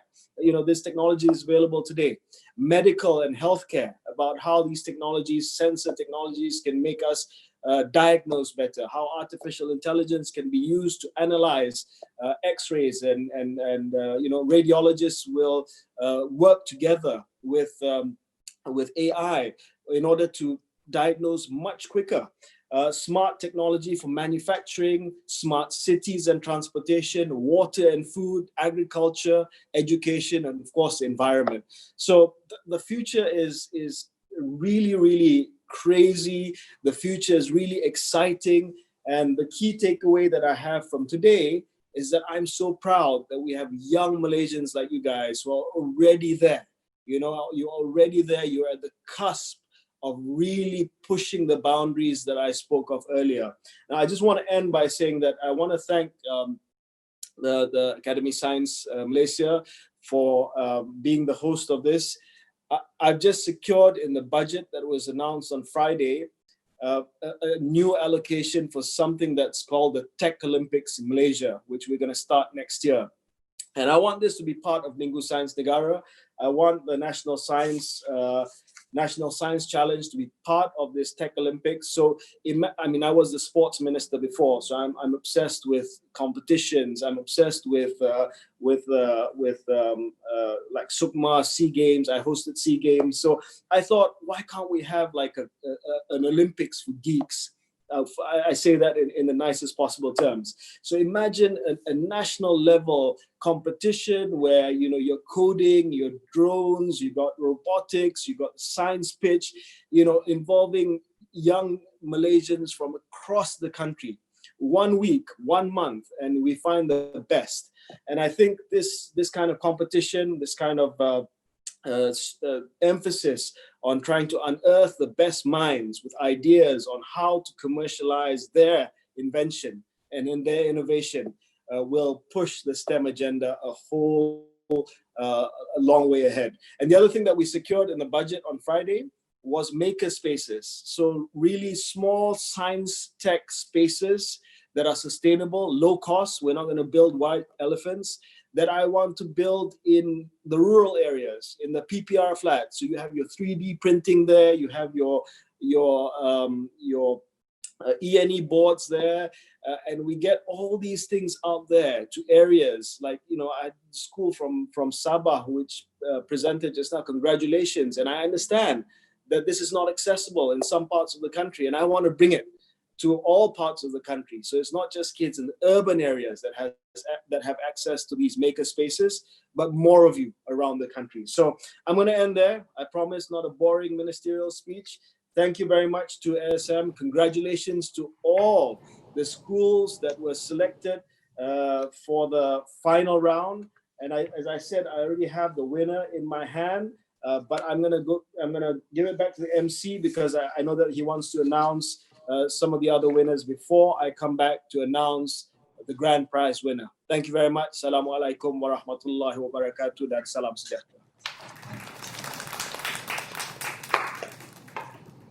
Thank you, IB Khairi. Ladies and gentlemen, we have received the final scores for the 2020 Virtual National Science Challenge from our panel of distinguished judges. Before we announce the results, let us hear some comments from our Chief Judge, Datuk Professor Dr. Awang Bulgiba Awang Mahmud. Thank you very much, MC. The Right Honourable Minister for Science, Technology and Innovation, YB Kari Jamaluddin. It's a pleasure to listen to some of your speeches. President of the Academy of Sciences and our sponsors, and of course my fellow judges. Now, I have to tell you guys this. This year is a historic year for some of the right reasons and for some of the wrong reasons. One of the historic moments that we have this year is that this is the 25th anniversary of the Academy of Sciences Malaysia. So this is our Silver Jubilee year. And unfortunately, because this year is also historic for some of the wrong reasons. We've had to have the first ever virtual National Science Challenge. So never before have we had to hold this online, as you can see. Now, apart from the historic parts here, I think one of the things that probably because I'm representing all the judges, one of the things that we found in this particular competition is that, one, I think we are really astonished at the amount of creativity that the participants have put in, the amount of thinking which they've put in. And I was thinking to myself, oh, maybe it's time to change some of this, some of the couple of watches which I'm wearing, and maybe adopt some of the tech which we're just thinking of. I didn't think of those technologies before. So I would say the creativity is astonishing. I think there are lots of things which you're thinking of, which probably have not yet been tried. And in concept, it's a possibility for people to explore in R&D. The second part is that the technical aspects have been explained quite well, despite our distance, despite having to rely on this online mode to deliver the technical aspects. And I can see the difficulty in which you have to explain some of these without being physically present. But the third thing which I was wondering, and this touches on things which Dato' Asma has thought about and which the Right Honourable Minister has touched on. These aspects that people might want to consider, or future participants might want to consider for the future. I think the first part is that you always have to think of what impact you would like to have, and say that who it impacts on particularly, because we do not want to have a generation of scientists who only think of science without thinking of the end game. Where is it going to end up? You got to think of commercial partners, for example, who are likely to benefit from this kind of technology, and how would they benefit, and how would you then think of the issues surrounding commercialization? I know it's a bit young to think of commercialization, but I don't think it's ever too young to be an entrepreneur. So from the start, you got to think of the end game. What is it that we want to do with our inventions? We have to think about intellectual property, for example. Whose intellectual property is it? How do we safeguard the intellectual property? How do we safeguard the data which we are going to process, or we are helping people to process? Because that is one of the biggest problems that I think we have. And this is an area where companies try their very best to find out what the competitors are thinking of to get a head start. You got to think of costing too, because any idea that you want to commercialize or you want to mass produce, you got to think of how much it costs to produce on a one-off basis, and how much one can bring this cost down. So things like that. And once you've made a product, you've got to think about how to maintain the product. How are you going to propose a system of maintenance, or how are you going to propose a chain of people who maintain this particular product? And some of the products can have legal implications. So you've got to think of privacy issues about your data, and who's going to make use of the data, and how you're going to do to protect those privacy issues. Now, I was quite intrigued by the Q&A. I'm sure my fellow judges would share the same sentiment. The participants generally answered quite well. They thought before answering. They were passionate about defending the products, which we would like to see. But do be careful when you try to defend your products. Think very carefully what kind of answers that you want to put up, because it then may impact on the marks that the judges give to you. So I don't think there's much more that I would like to say, which have not been covered by the Right Honourable Minister and by the President of the Academy of Sciences Malaysia. But I would like to end by congratulating all 6 schools for having made it to the final rounds. You have fantastic ideas, and I hope to see more of you participating in similar competitions in the future. So thank you very much, and over back to you, Mr. MC. Thank you, Datuk. We would also like to announce the top 5 most liked 2020 VNSC videos on the ASM YouTube channel. Teams with the most liked videos will receive a certificate and a cash prize from ASM. In no particular order, the most liked videos are produced by SMK Abdul Rahman Talib, Perak; SMJK Perempuan Cina, Pulau Pinang; SMJK Jitsin, Pulau Pinang; SMK King George V, Negeri Sembilan; and SMK Mat Saleh Ranau, Sabah. Congratulations to all the teams. Now it is the moment we have all been waiting for, the results of the 2020 Virtual National Science Challenge. The 4th to 6th place winners will receive the ASM NSC Educational Award of 1,000 ringgit for each student, smartwatches, and certificates of achievement.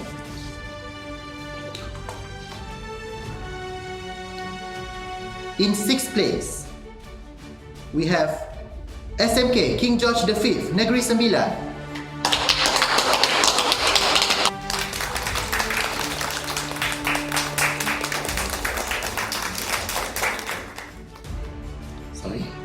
In 5th place, MRSM Kuala Berang, Terengganu.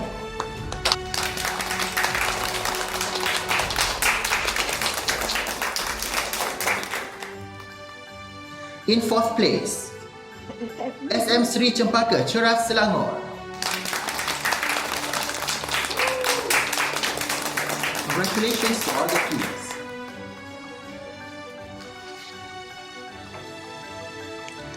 Next, we have the 3rd place winner. The 3rd place winner will receive the ASM NSC Educational Award of 2,000 ringgit per student, smartphones, and also certificates of achievement. The 3rd place winner of the 2020 Virtual National Science Challenge is SMK Mat Saleh Ranau, Sabah.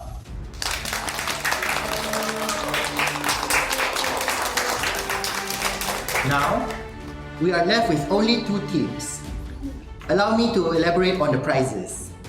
2nd place winner will receive the ASM NSC Educational Award of 4,000 ringgit each student, iPads, and also certificates of achievements. Meanwhile, the champion will receive the ASM NSC Educational Award of 6,000 ringgit for each student, laptops, certificates of achievement, as well as the Prime Minister's Challenge Trophy.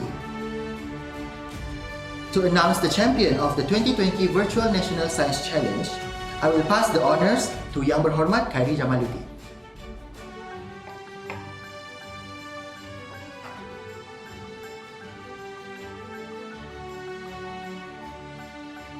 Sorry, I wanted the anticipation to build a little bit. Okay, so the winner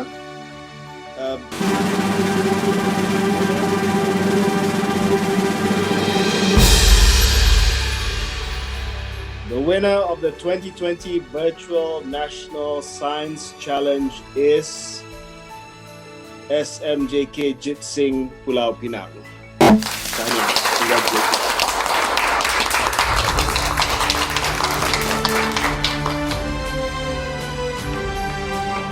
Congratulations to SMJK Jitsin, Pulau Pinang. YB Khairi, would you like to say something to congratulate our champion? Yep, congratulations to not just, of course, Jitsin, which you gave a fantastic presentation just now, but also to all other participating schools. This is just the start, guys. Congratulations, well done. You're National Science Challenge winners or finalists. But as Professor Awang said, this is not. It's never too early to think about being entrepreneur. So this is just the start. Good luck, all the best. Thank you, YB Khairi. So this means our second place winner of the 2020 VNSC is Pusat Genius Pintar Negara, Selangor.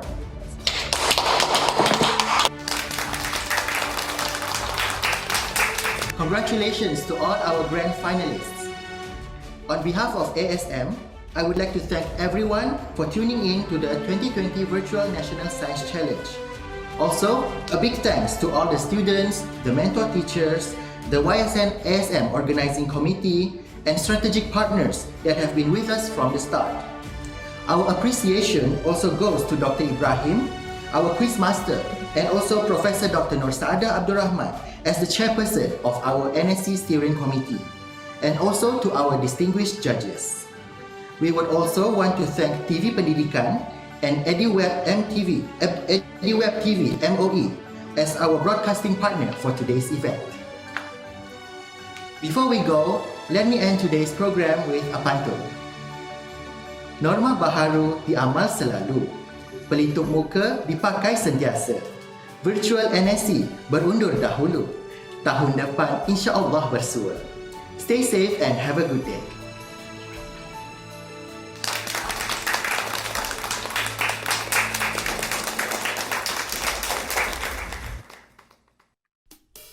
Hi, on behalf of the GISIN participants, we would like to express our gratitude towards the organizer and the panel of judges.